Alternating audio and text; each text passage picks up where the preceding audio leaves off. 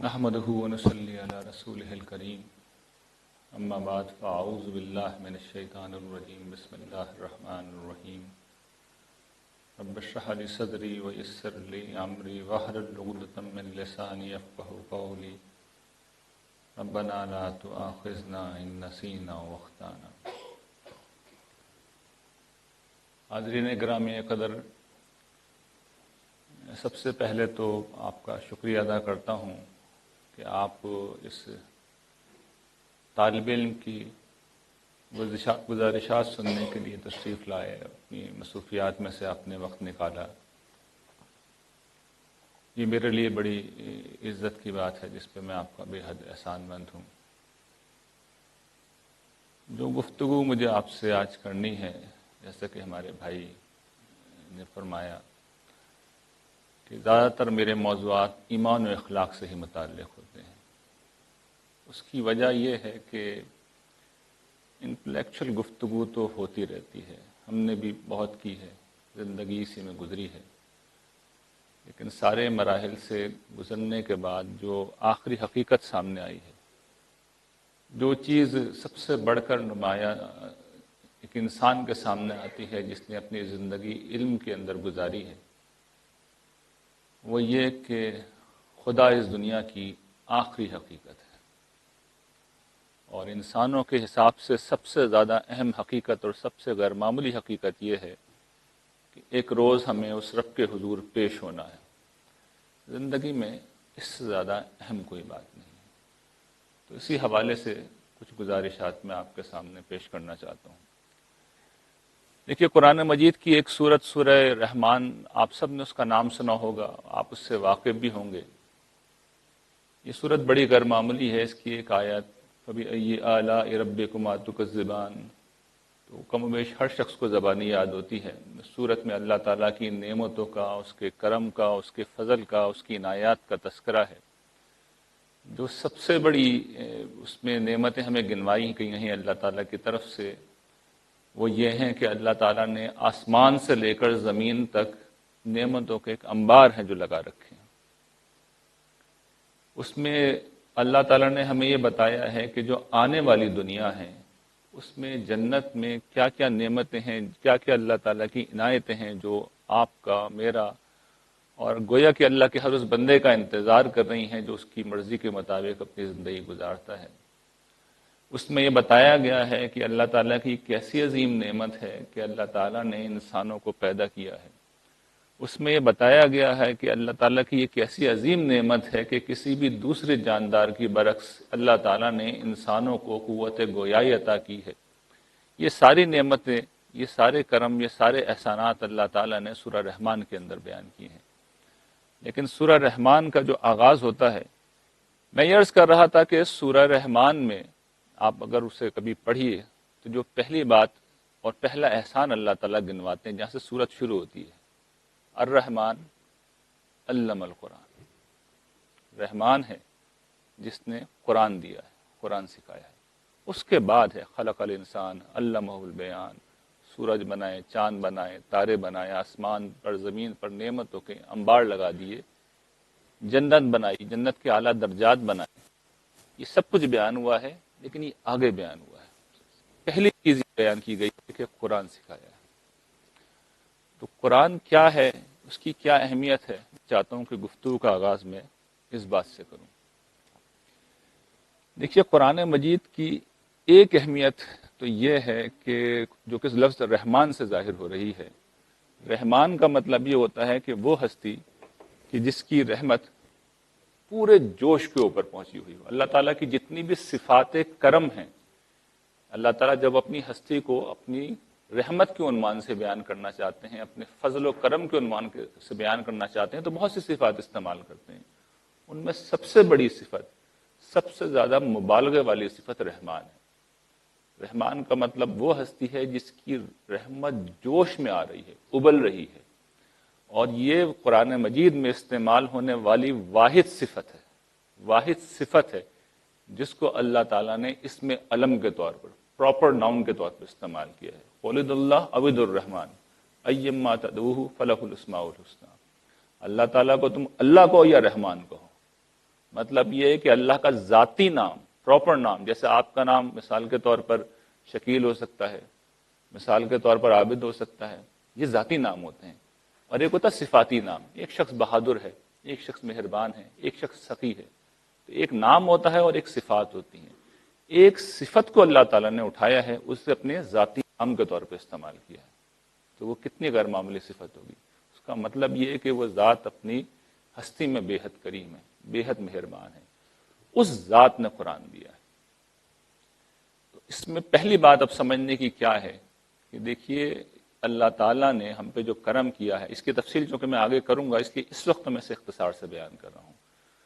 وہ یہ کیا ہے کہ مجھے اور آپ کو اس دنیا میں ایک امتحان میں ڈالا ہے، ایک امتحان میں ڈالا ہے. اور امتحان میں ڈالنے کے بعد ایک طرف تو وہ ممتحن کے درجے کے اوپر فائز ہے، وہی جانچیں گے. دوسری طرف انہوں نے یہ کرم کیا ہے کہ امتحان سے پہلے ہی حل شدہ پرچہ ہاتھ میں پکڑا دیا. یہ قرآن مجید ہے. یعنی امتحان جو انہوں نے لینا ہے، کوئی ممتحن اگر اسٹوڈنٹ کا امتحان لے رہا ہو اور امتحان سے پہلے ہی وہ پرچہ سالو کر کے اس کے ہاتھ میں دے دے، وہ کہے کہ کل جا کے اسی کو یاد کر کے آنا اور یہی دے دینا، یہ ایک آخری درجے میں فیور ہے جو کیا جا سکتا ہے. اس سے بڑا کوئی فیور کوئی استاد کر سکتا ہے؟ یہ اللہ تعالیٰ نے میرے آپ کے ساتھ کیا ہے. یہ اس کی تفصیل میں آگے بیان کروں گا، اس کو پھر دوسری جگہ اللہ تعالیٰ نے کھولا ہے. یہاں بس میں اختصار سے صرف یہ بات بیان کروں. جو زیادہ بڑی بات ہے، اب میں اس کی طرف آپ کی توجہ مبذول کرا رہا ہوں. اللہ تعالیٰ آگے چل کے کہتے ہیں الرحمن علم القرآن خلق الانسان علمہ البیان، کہ اسی رحمان نے انسان کی تخلیق کی ہے اور اس کو بیان سکھایا ہے، اسے بولنا سکھایا ہے، نطق گویائی کی صفت اسے عطا کی ہے. بولنے کا ظاہر بات ہے کہ ایک سگنیفیکنس یہ ہے کہ میں اور آپ ایک دوسرے سے گفتگو کرتے ہیں، ایک دوسرے کی بات سمجھتے ہیں، لیکن اسی صفت کا نتیجہ ہے، اسی صفت کا نتیجہ ہے کہ اللہ تعالیٰ نے مجھے اور آپ کو مخاطبت کا شرف بخشا ہے. قرآن مجید کیا ہے؟ کلام الہی ہے. اللہ تعالیٰ مجھ سے اور آپ سے مخاطب ہوئے ہیں، مخاطب ہوئے ہیں.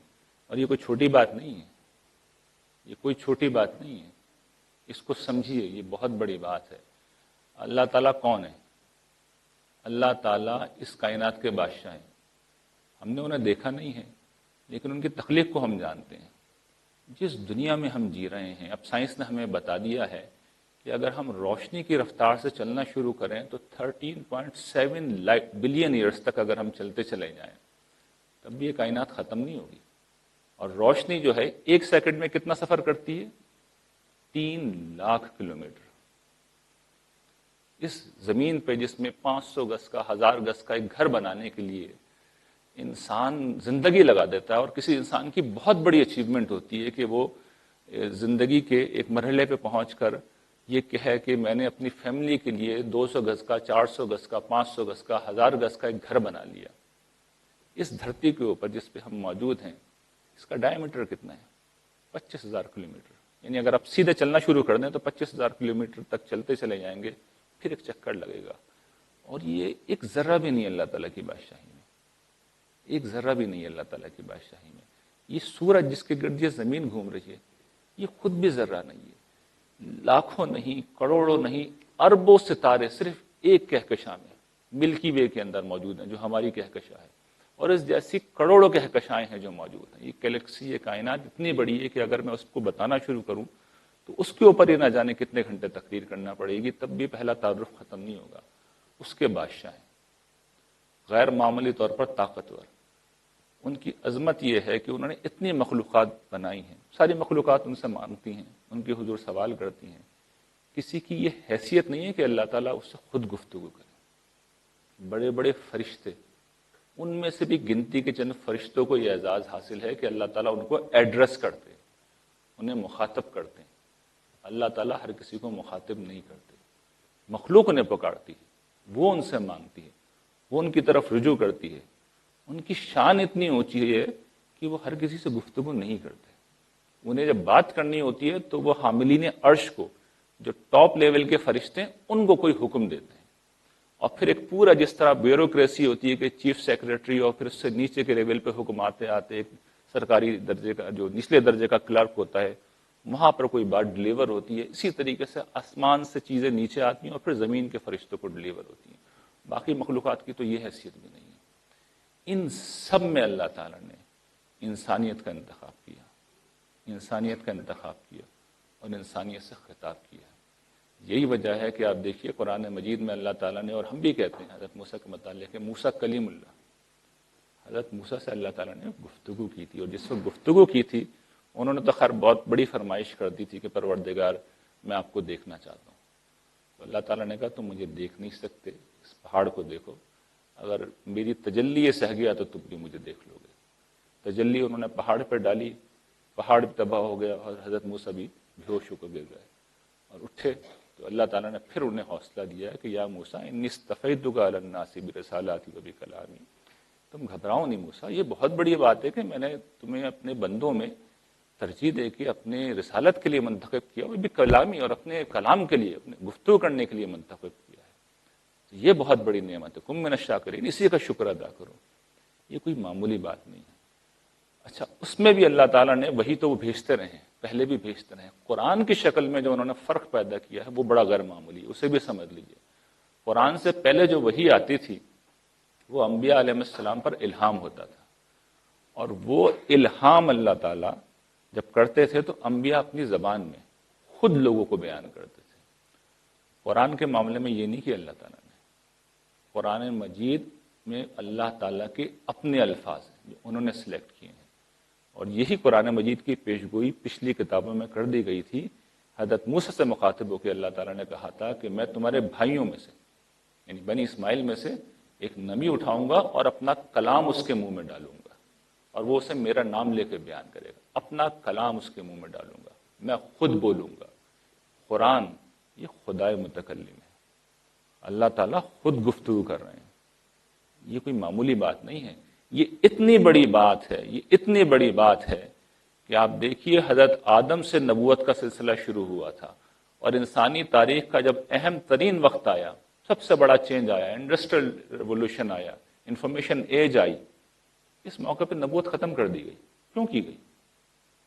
لوگ سمجھتے ہیں کہ نبوت ختم کر دی گئی تو یہ تو ضرورت ہے نبوت کی. میں کہتا ہوں زیادہ بڑی بات اس وقت موجود ہے. اب نبی موجود نہیں ہے، اب خدا خود موجود ہے. خدا کے اپنے الفاظ موجود ہیں. اللہ تعالیٰ خود تو کبھی سامنے نہیں آئیں گے، ان کی صفات اس طرح ظاہر نہیں ہوتی. ان کی ایک ہی صفت نے ظہور کیا ہے، اور وہ صفت کلام ہے، اور وہ الفاظ کی شکل میں کیا ہے. یہ ہے قرآن مجید، جس کی وجہ سے نبوت کا انسٹیٹیوشن بھی ختم کر دیا گیا. اِنَّا نَحْنُ نَزَّلْنَا الذِّكْرَ وَإِنَّا لَهُ لَحَافِظُونَ. اللہ کا کلام تھا، اس کو کوئی چھیڑ بھی نہیں سکتا، اس لیے اس کی حفاظت کی گئی ہے، اس کو محفوظ کر دیا گیا ہے. یہ ہے قرآن مجید، یہ ہے قرآن مجید، یہ ہے وہ عزت جو مجھے اور آپ کو دی گئی ہے. ہمیں اللہ تعالیٰ نے مخاطب کیا ہے، وہ کلام جس کو ہم پڑھنے کی شاید زحمت بھی کبھی گوارا نہیں کرتے. وہ کیا ہے؟ وہ عزت ہے جو اللہ تعالیٰ نے کسی کو نہیں دی. تو یہ پہلی بات سمجھ لیجیے. اس کے بعد قرآن مجید کیا ہے، اس کی دوسری حیثیت، اس کو بھی میں واضح کر رہا ہوں. یہ بھی قرآن مجید سورہ یونس میں واضح کرتے ہیں اللہ تعالیٰ. وہ فرماتے ہیں یا ایھا الناس قد جاءتکم موعظۃ من ربکم وشفاء لما فی الصدور وہدی ورحمۃ للمؤمنین قل بفضل اللہ وبرحمتہ فبذلک فلیفرحوا ھو خیر مما یجمعون. لوگوں، تمہارے پاس تمہارے رب کی طرف سے کیا آ گئی ہے؟ نصیحت آ گئی ہے، اور تمہارے جو سینوں کے امراض ہیں یہ ان کی شفا آ گئی ہے. مومنوں کے لیے یہ ہدایت بھی ہے اور رحمت بھی ہے. لوگوں، تم پہ اللہ کا بہت بڑا فضل ہوا ہے، یہ اس کی بڑی رحمت ہے. تو تمہیں چاہیے فبذالک فلیفرحوا، اس پہ خوشیاں مناؤ، اسے سیلیبریٹ کرو. ھو خیر مما یجمعون. جو کچھ تم جمع کر رہے ہو، یعنی جس دنیا کے پیچھے تم لگے ہوئے ہو، یہ اس سے کہیں زیادہ بڑی چیز ہے. یعنی قرآن مجید نے کس اسلوب میں لوگوں کو توجہ دلائی ہے، اس پہ خوشیاں مناؤ، اس کو سیلیبریٹ کرو. یہ کیا ہے؟ کتنی بڑی غیر معمولی بات ہے. کیوں ہے؟ میں آپ کو بتاتا ہوں. ایک تو چیز میں نے واضح کی تھی نا کہ یہ امتحان کا سالٹ پیپر ہے جو اللہ تعالیٰ نے امتحان میں پہلے تو ڈالا ہے، لیکن امتحان لینے سے پہلے ہی پرچہ ہاتھ میں تھما دیا، حل کر کے ہاتھ میں تھما دیا. یہ پوچھوں گا، جواب تیار کر کے آنا. یہ اللہ تعالیٰ نے اس کو بیان کیا. لیکن اس کی ایک دوسری بھی حیثیت ہے. یہ امتحان اپنے نتیجے کے اعتبار سے کوئی سادہ امتحان نہیں ہے. اس کا جب نتیجہ نکلے گا تو جس کائنات کا میں نے شروع میں ذکر کیا تھا، یہ وسیع اور اس کائنات، یہ جو زمین جس سے اس وقت ہمارے پاس موجود ہے، ہم سب جانتے ہیں 4.5 ارب سال پہلے یہ بنی اس شکل میں، اور اب یہ اس شکل میں ہے جس طرح ہم دیکھ رہے ہیں، خوبصورت موسموں والی، یہاں پر ہر ضرورت کی چیز موجود ہے. پہلے یہ گیس کا گولا تھی، ناقابل رہائش تھی. تو یہ جو کائنات اس وقت ہمیں نظر آتی ہے ناقابل رہائش، اللہ تعالیٰ ایک وقت آئے گا اس کو جنت بنا دیں گے، اس وسیع اور اس کائنات کو، اور اپنے وفادار بندوں میں بانٹ دیں گے. اس کو آخری لیول پہ جا کر ڈیولپ کریں گے. جیسے میں اب آسٹریلیا میں جا رہا ہوں مختلف مقامات پہ، تو لوگ مجھے بتا رہے ہیں کہ دیکھیے یہ غیر آباد زمین تھی، پھر گورنمنٹ نے اس کو طے کیا کہ اب آباد کرنا ہے، تو پھر وہ پورا انفراسٹرکچر وہاں پہ فراہم کرتی ہے گورنمنٹ، پھر وہاں پہ گھر بنتے ہیں اور ایک انتہائی خوبصورت بستی وجود میں آ جاتی ہے. اپنی آنکھوں سے ہم دیکھتے ہیں نا. اس زمین کے بارے میں نے آپ کو بتا دیا کہ سائنس بتاتی ہے کہ 4.5 ارب سال پہلے یہ وجود میں آئی اور دیکھتے دیکھتے اتنی خوبصورت ہو گئی. یہ پوری کائنات کے ساتھ اللہ تعالیٰ کرنے جا رہے ہیں، اور یہ کر کے اللہ تعالیٰ اپنے وفادار بندوں میں بانٹ دیں گے، اسے ان کو بادشاہ بنا دیں گے. تو جو کہانیاں ہم بچپن میں پڑھا کرتے تھے، خزانے کے نقشے کی کہانی، کہ کسی کے ہاتھ خزانے کا نقشہ لگ جاتا ہے اور انسان آخرکار اس نقشے کی مدد سے اس خزانے کو پا لیتا ہے، تو قرآن مجید اصل میں خزانے کا نقشہ ہے، اس بادشاہی کو حاصل کرنے کا راستہ ہے. اگر یہ بات ٹھیک ہے تو اب آپ کو مطلب سمجھ میں آئے گا. ذالک فلیفرحوا، لوگوں اس پہ خوشیاں مناؤ، اس کو سیلیبریٹ کرو. وہ خیر مما یجمعون، جو تم جمع کرنے کے پیچھے لگے ہوئے ہو، کیا جمع کر رہے ہو؟ تم کیریئر بنا رہے ہو، تم دولت جمع کر رہے ہو، تم بینک بیلنس بنا رہے ہو، تم گاڑیاں بنا رہے ہو، تم گھر بنا رہے ہو. جو کچھ تم کر رہے ہو اس سب سے زیادہ بڑی چیز ہے جو میں نے تمہارے لیے تیار کی ہے. تو یہ ہے صورتحال، یہ ہے صورتحال جو قرآن مجید ہمارے سامنے لاتا ہے. آسمان و زمین کے بادشاہ نے ہمیں مخاطب کر لیا ہے، اور مخاطب کرنے کے بعد یہ بتا دیا ہے کہ دیکھو تم امتحان میں ہو، سرخرو ہو جاؤ گے تو تمہیں میں خزانہ دوں گا، ختم نہ ہونے والا خزانہ، بادشاہی دوں گا، ختم نہ ہونے والی بادشاہی، زندگی دوں گا، ختم نہ ہونے والی زندگی، خوبصورتی دوں گا، زوال پذیر نہ ہونے والی خوبصورتی، حسن دوں گا، شباب دوں گا، طاقت دوں گا، دولت دوں گا، جو تم سوچو، جو تم مانگو وہ سب دوں گا. وَلَكُمْ فِيهَا مَا تَشْتَهِي أَنفُسُكُمْ وَلَكُمْ فِيهَا مَا تَدَّعُونَ، جو تمہارا دل چاہے گا اور جو تم مانگو گے. اس سے بڑا جملہ کوئی کہہ سکتا ہے؟ وَلَكُمْ فِيهَا مَا تَشْتَهِي أَنفُسُكُمْ وَلَكُمْ فِيهَا مَا تَدَّعُونَ، جو تمہارا دل چاہے گا، جو تمہارا دل چاہے گا، انکنڈیشنل جملہ ہے، جو تمہارا دل چاہے گا تمہیں دوں گا، جو تم مانگو گے تمہیں دوں گا. یہ بھرا ہوا ہے قرآن مجید ان وعدوں سے، بھرا ہوا ہے. اس کے بعد اب آخر میں آپ کے سامنے یہ بات رکھ رہا ہوں کہ جو پرچہ اللہ تعالیٰ نے ہمیں دیا ہے، جسے سولو کر کے دے دیا ہے، اس کا میں مختصر سا تعارف اب آپ لوگوں کو کرا دیتا ہوں، اس لیے کہ بالعموم لوگ اس معاملے میں واضح نہیں ہوتے. وہ سمجھ لیجیے پرچہ کیا ہے. قرآن مجید نے بالکل صاف صاف انداز میں بتا دیا ہے 4 لفظوں میں وہاں کی کامیابی کا معیار کیا ہے. 4 لفظوں میں بتایا ہے، ایک جملے میں اور 4 لفظوں میں. قد افلح من تزکا، قد افلح من تزکا، قد بے شک، افلح فلاح پا گیا، کامیاب ہوا، من وہ، تزکا جو پاک ہوا. یعنی جس نے اپنے نفس کو پاک کیا وہ جنت کی کامیابی حاصل کرے گا. یعنی یہ پاکیزگی مطلوب ہے. انسان جس دنیا میں موجود ہے وہاں جسمانی آلودگیاں بھی ہیں، ہم سب جسمانی آلودگیوں کو جانتے ہیں. اسی طرح یہاں اخلاقی آلودگیاں موجود ہیں. اسی طرح یہاں پر روحانیت کے نام پہ بہت سے تماشے موجود ہیں، وہ بھی نجاستیں ہیں. تو یہ آلودگیاں پھیلی ہوئی ہیں اس دنیا میں. اللہ تعالیٰ پاک ہیں، وہ کسی ناپاک آدمی کو پسند نہیں کرتے، اور اپنی جنت میں بھی کسی ناپاک آدمی کو آنے نہیں دیں گے. تو وہ چاہتے ہیں کہ تم اس ناپاک دنیا میں رہتے ہوئے، یعنی جہاں طرح طرح کی ناپاکیاں پائی جاتی ہیں، ان سے اپنے آپ کو بچانے کی جد و جہد کرو، تو پھر میں تمہیں انعام کے طور پر وہ پاکیزہ جگہ دے دوں گا. وہ گنتی کے چند خاص دائرے ہیں جہاں پہ ہمیں پاکی اختیار کرنی ہے. پہلا دائرہ کیا ہے؟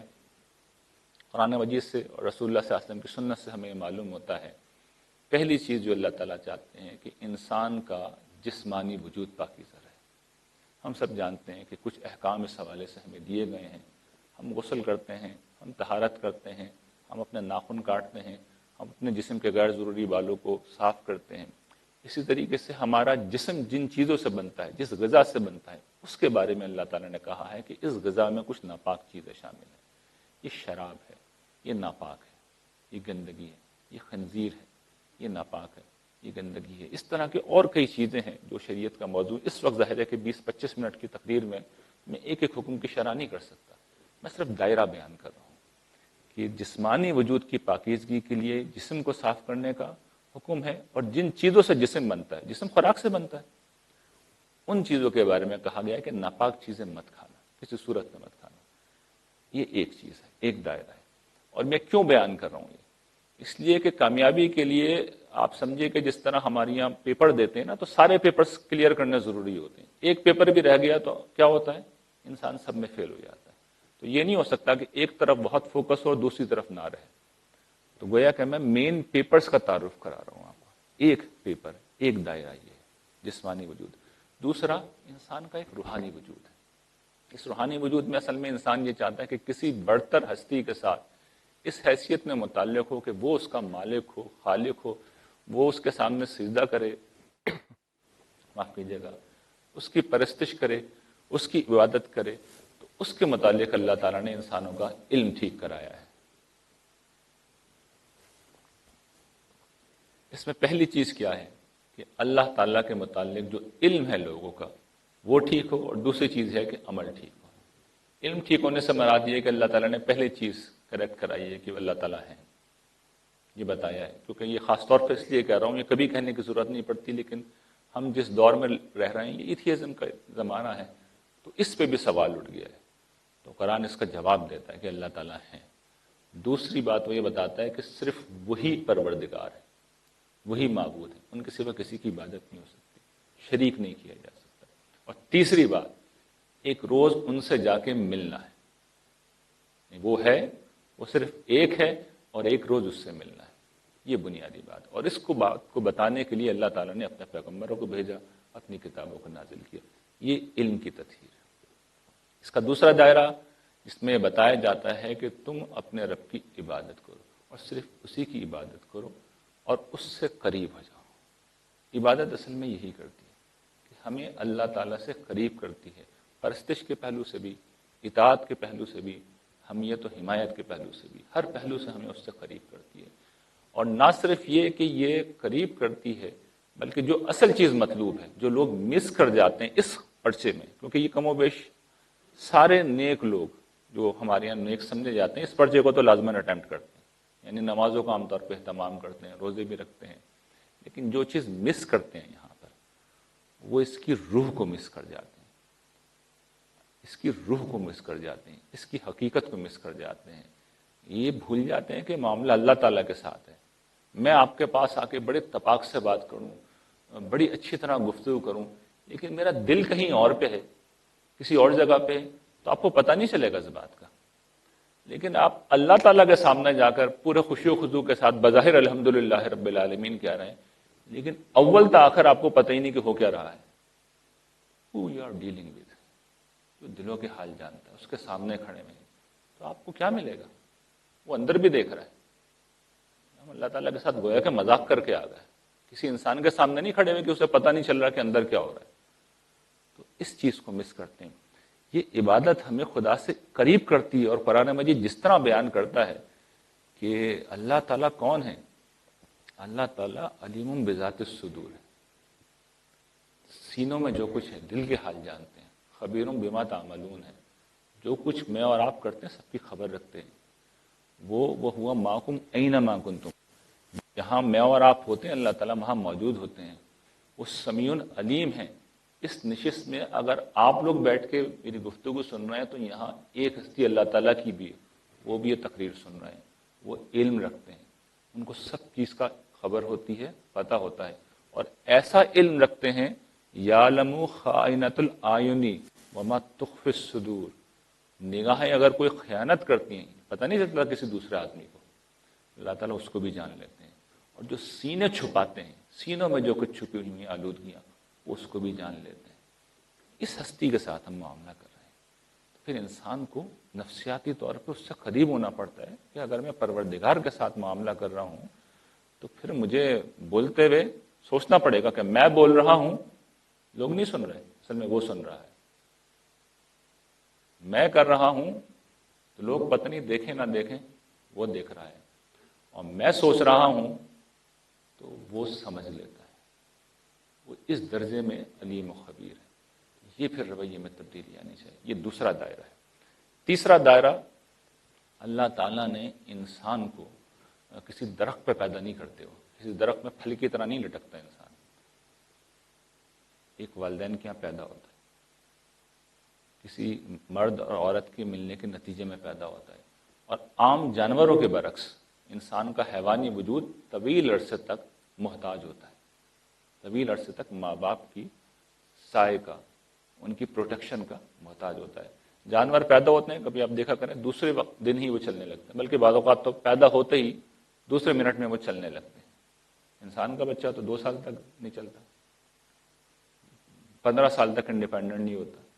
اسی طریقے سے انسان بوڑھا ہوتا ہے، ظاہر ہے کہ اس کے بعد پھر احتیاج، محتاجی دوبارہ آ جاتی ہے، اسے پروٹیکشن چاہیے۔ اس لیے اللہ چاہتے ہیں کہ خاندان کا ادارہ مضبوط رہے۔ اس کے لیے اللہ تعالیٰ نے یہ فرض قرار دیا ہے کہ مرد اور عورت، میاں بیوی کے رشتے کے علاوہ کوئی تعلق قائم نہ کرے، کسی اور بنیاد پر وہ جمع نہ ہو۔ اس لیے کہ نکاح کیا ہوتا ہے؟ نکاح کا تعلق یہ ہوتا ہے کہ دو مرد اور عورتیں، یعنی مرد اور عورت دونوں مل کر مستقل رفاقت کا اعلانیہ عہد کرتے ہیں۔ مستقل رفاقت کا مطلب یہ ہے کہ یہ سلسلہ ہمارا چلے گا، اور اعلانیہ کا مطلب یہ ہے کہ چھپ کے نہیں کر رہے، سب کو بتا کے کر رہے ہیں۔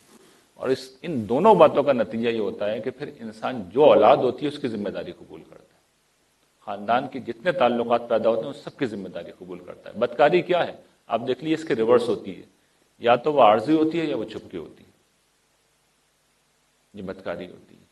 تو اللہ تعالیٰ نے فواحش کو بھی حرام ٹھہرایا ہے، اور اس لیے حرام ٹھہرایا ہے کہ اللہ تعالیٰ خاندان کو پروٹیکٹ کرنا چاہتے ہیں۔ یہ تیسرا دائرہ ہے، اور اس میں قرآن نے بڑی تفصیل کی ہے۔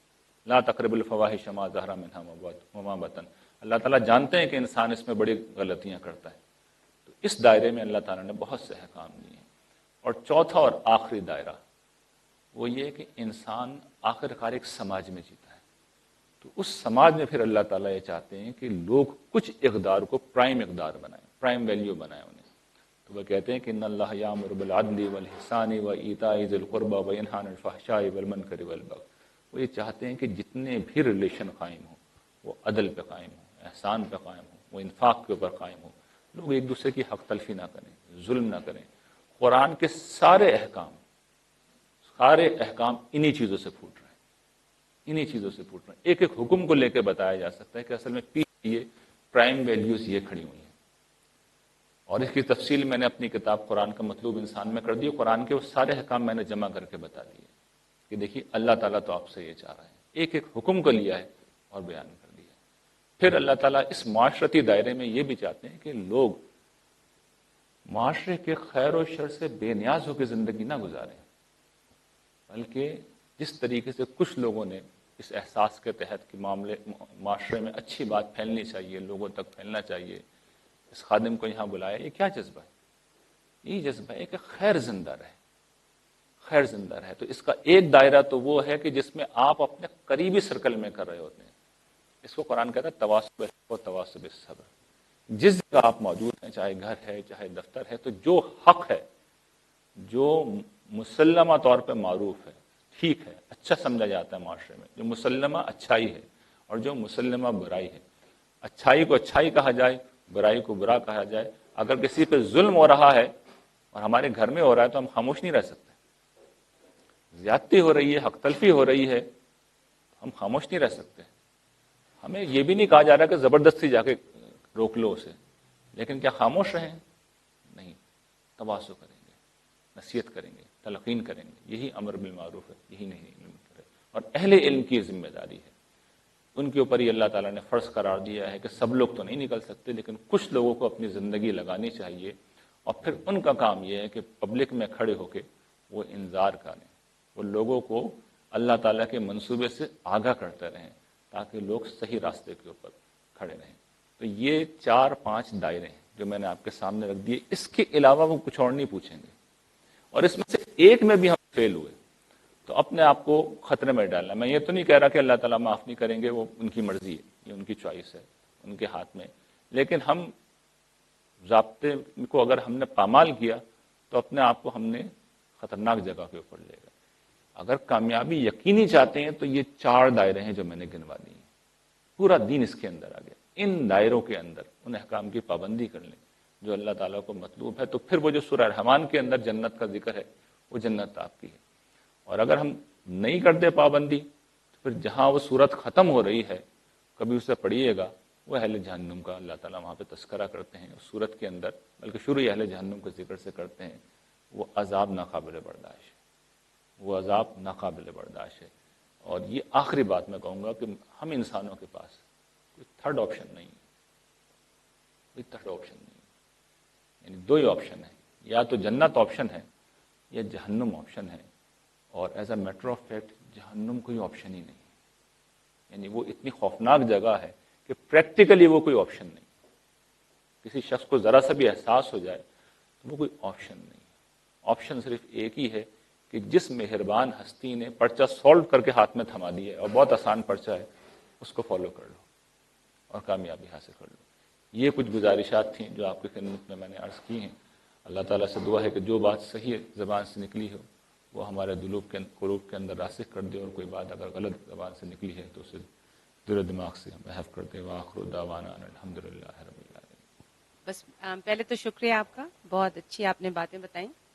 دوسرا یہ کہ نفس کی پاکیزگی کو تھوڑا ڈسکرائب کریں تھوڑا ڈیٹیل میں.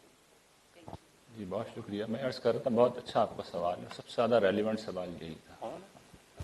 دیکھیے یہ جو انسان ہے نا, میں اور آپ ہم سب ہیں, ایک تو ہمارا جسمانی وجود ہے. ہم نام جب کسی کا کہتے ہیں کہ رحمان ہے یا بھیا ہے یا ذوالفقار ایک ظاہری جسم ذہن میں آتی ہے, شکل ذہن میں آتی ہے کہ یہ اس کے فیس فیچرز ہیں, یہ قد و قامت ہے. انسان صرف یہی نہیں ہے, انسانوں کے اندر ایک اور چیز بھی ہوتی ہے, اور وہ انسانوں کی شخصیت ہوتی ہے. وہ شخصیت کہاں سے بنتی ہے؟ وہ بڑی کمپلیکس چیز ہے, اس پہ بڑا کام کیا اس زمانے میں, تو بہت کام ہوا ہے, خاص طور پر ویسٹ کے اندر تو بہت کام ہوا ہے. انسانی نفس کے اوپر علم وجود میں آیا ہے. یہ کئی چیزوں سے مل کے بنتی ہے. یہ بنتی ہے بنیادی طور پر کچھ جبلتوں سے. یعنی اس کا ایک فیکٹر وہ ہوتا ہے, انسان ایک حیوانی وجود ہے, تو اس حیوانی وجود کے اندر اب کچھ انسٹنکٹس ہیں جو سارے جانوروں میں ہوتی ہیں. یعنی ہماری جو نو ہے, ہم جس گروپ سے ہمارا تعلق ہے, کیا کہتے ہیں, ہومیوسیپینس ہمارا جو گروپ ہے.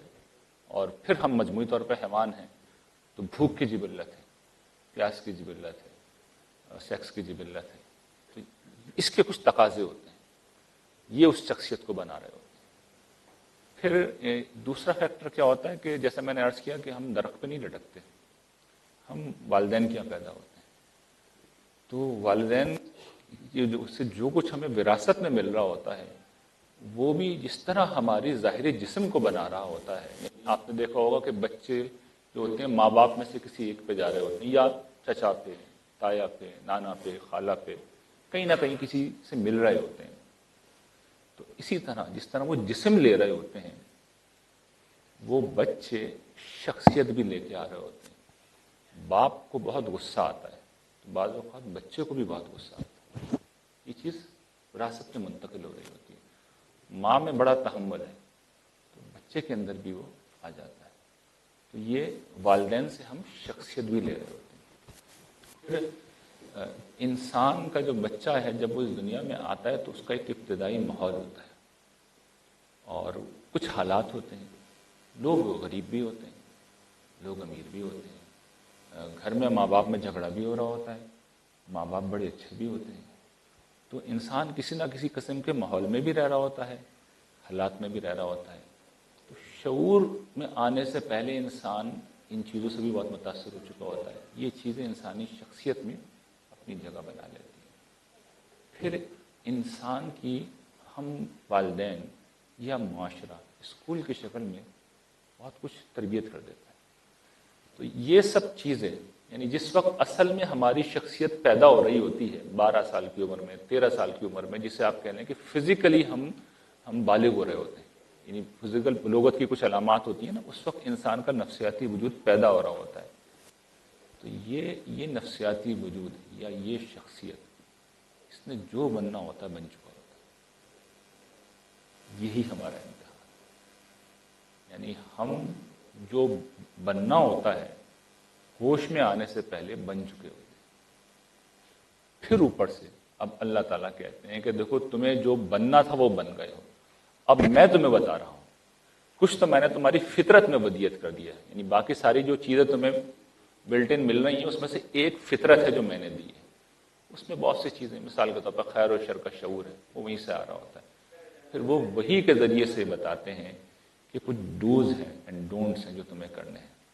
اس کے نتیجے میں جب تم کرو گے تو جس طریقے سے آپ دیکھتے ہیں نا درخت کی چھانٹ کاٹ کرنے کے بعد جو ہے اس کو آپ ایک خاص شیپ میں لے آتے ہیں، تو تہذیب نفس جسے کہتے ہیں، شخصیت کی تربیت جسے کہتے ہیں، تزکیہ نفس اسی کا نام. یعنی جو آپ کو حالات نے بنایا ہے، زمانے نے بنایا ہے، وہ اپنی جگہ. آپ کو جنگ کیا لڑنی ہے، اس سے ٹکرا جائیے. اور اچھا وہ بنا کے فارغ نہیں ہو گئے، دنیا ابھی موجود ہے. آپ کو لوگ گالی دیں گے تو اس کے جواب میں آپ مسکرائیں گے کیا؟ آپ گالی دیں گے پلٹ کے. آپ کو لوگ مارنے کو آئیں گے تو آپ کے اطمینان سے کھڑے رہیں گے، آپ ریٹیلیٹ کریں گے. تو دنیا مسلسل آپ کو بنا رہی ہے، دنیا مسلسل آپ پہ اثر ڈال رہی ہے. ایسے میں قرآن مجید کھڑا ہوا ہے، وہ یہ کہہ رہا ہے کہ نہیں، ریئیکشن کی نفسیات میں مت جاؤ، ان کو فالو مت کرو. ہم تمہیں کچھ معیار بتا رہے ہیں، ان کے مطابق زندگی گزارو، ان کے مطابق اپنی شخصیت کو تربیت کرو. اور میں یہ عرض کر رہا ہوں کہ میں نے عرض کی تھی نا گفتگو کے شروع میں کہ انٹلیکچوئل گفتگو جو ہوتی ہے وہ بھی ایک میدان ہے. میں نے گھاٹ گھاٹ کا پانی پیا ہے، اس کے بعد میں اس نتیجے پہ پہنچا ہوں کہ علم ہو یا عقل ہو یا کوئی اور معیار ہو، یہ جو جنگ ہے جو شخصیت کے خلاف لڑی جاتی ہے، اس سے زیادہ بڑی جنگ کوئی نہیں ہے اور اس سے زیادہ مشکل کام کوئی نہیں ہے. اپنے خلاف لڑنا دنیا کا سب سے مشکل کام ہے. اس میں سب سے زیادہ فیلئر ہوتا ہے. آپ 20 سال تک لڑتے رہتے ہیں، ایک روز آپ کو پتہ چلتا ہے کہ جہاں سے آپ نے سفر شروع کیا تھا آپ تو ابھی وہیں پہ کھڑے ہیں. تو یہ جو تزکیہ نفس ہے یہ دنیا کا سب سے مشکل کام ہے. یہ سب سے بڑی جنگ ہے جو زمین کے اوپر لڑی جا رہی ہے، لیکن کرنے کا کام یہ ہے. اس کے نتیجے میں پھر انسان کو جنت ملتی ہے. اور اللہ تعالیٰ اصل میں چاہتے کیا ہیں؟ اب غور کیجئے، یہ جو تہذیب نفس ہے، جو اس کے معیارات اللہ تعالیٰ نے بنائے ہیں یا بیان کیے ہیں، اللہ تعالیٰ اپنے جیسے لوگ بنانا چاہتا ہے. یعنی جسمانی طور پہ تو اللہ تعالیٰ پاک ہیں کسی قسم کی تقسیم سے، لیکن جیسی کہ ان کی خود پرسنالٹی ہے، پرسنالٹی تو ہے نا، اس کی صفات سے ظاہر ہوتی ہے. اس کو میں نے بیان بھی کیا ہے کہ رحمان، یہ اس پرسنالٹی کا ایک حصہ ہے کہ بہت رحیم ہستی ہے اللہ تعالیٰ. یعنی آپ جنت میں انشاءاللہ اللہ نے موقع دیا، ہم کو ملیں گے، پتہ چلے گا کہ وہ بہت مہربان ہستی، بہت کائنڈ لونگ کیئرنگ قسم کی ہستی. انسان ہوتے ہیں ایسے یا نہیں ہوتے؟ ہوتے ہیں نا. اللہ تعالیٰ یہی چاہتے ہیں کہ میرے بندے اصل میں میرے جیسا میں ہوں، تو وہ بنانا چاہتے ہیں ان کو. تو تہذیب نفس، تزکیہ نفس، اصل میں اسی چیز کا نام ہے. یہ لوگ پتہ نہیں کیا کیا چیزیں بتاتے ہیں، اس میں سے کچھ بھی نہیں ہے. جو میں عرض کر رہا ہوں یہ قرآن مجید نے بیان کیا. میں نے تو آپ کو سارے میدان گنوا دیے نا. میدان یہ کہ وہ صفات جو اللہ تعالیٰ کا یا تو اپنا عکس ہے یا اس کو پسند ہے. اب جسم تو اس کا ہے نہیں لیکن اسے پاکی پسند ہے، تو ناپاکی وہ نہیں چاہتا. لیکن صفات اس کی ہیں، اسے عدل پسند ہے، اسے احسان پسند ہے. خرچ بھی بہت کرتے ہیں اللہ تعالیٰ، ظلم بھی انہیں ناپسند ہے، وہ حق تلفی بھی نہیں کرتے، فوائش بھی انہیں پسند نہیں ہے. تو جو وہ خود ہیں، جیسا وہ خود چاہتے ہیں، وہ انہوں نے آپ کو بتا دیا، مجھے بتا دیا. تو یہ ہے تہذیب نفس، یہ ہے تزکیہ نفس. ایک سوال اور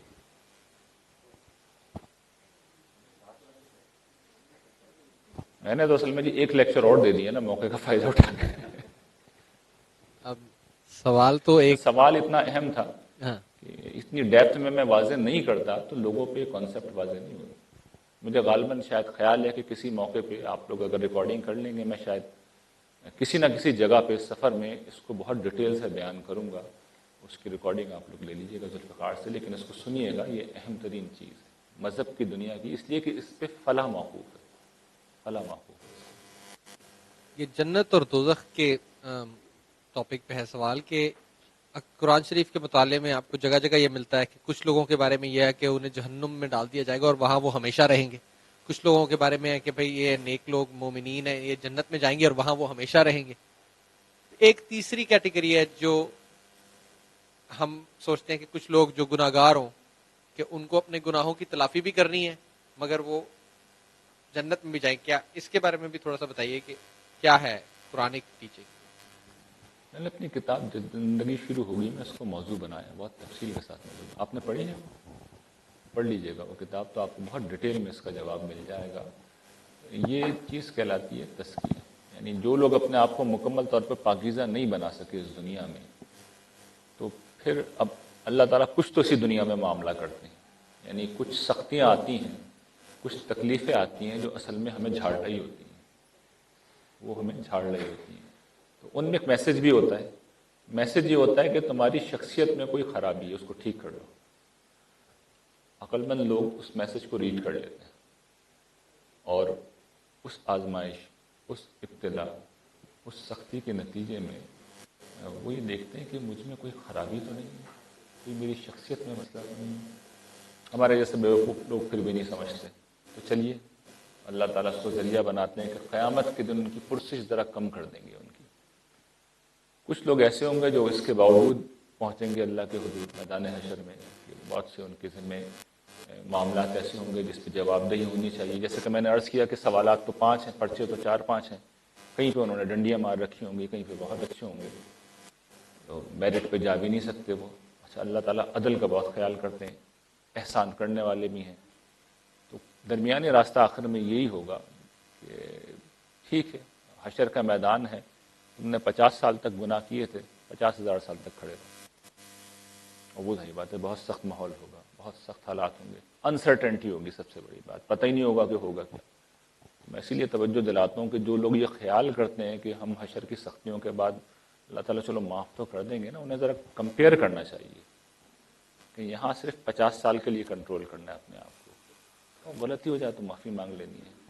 یہ راستہ آسان ہے یا وہ راستہ کہ جہاں آپ کو 50,000 سال تک خور و خراب ہونا پڑے اور اس میں آپ کو کچھ نہیں پتا ہو کہ معافی تو کوئی سوال ہی نہیں ہے، آپ مانگیں گے بھی تو بیکار ہے۔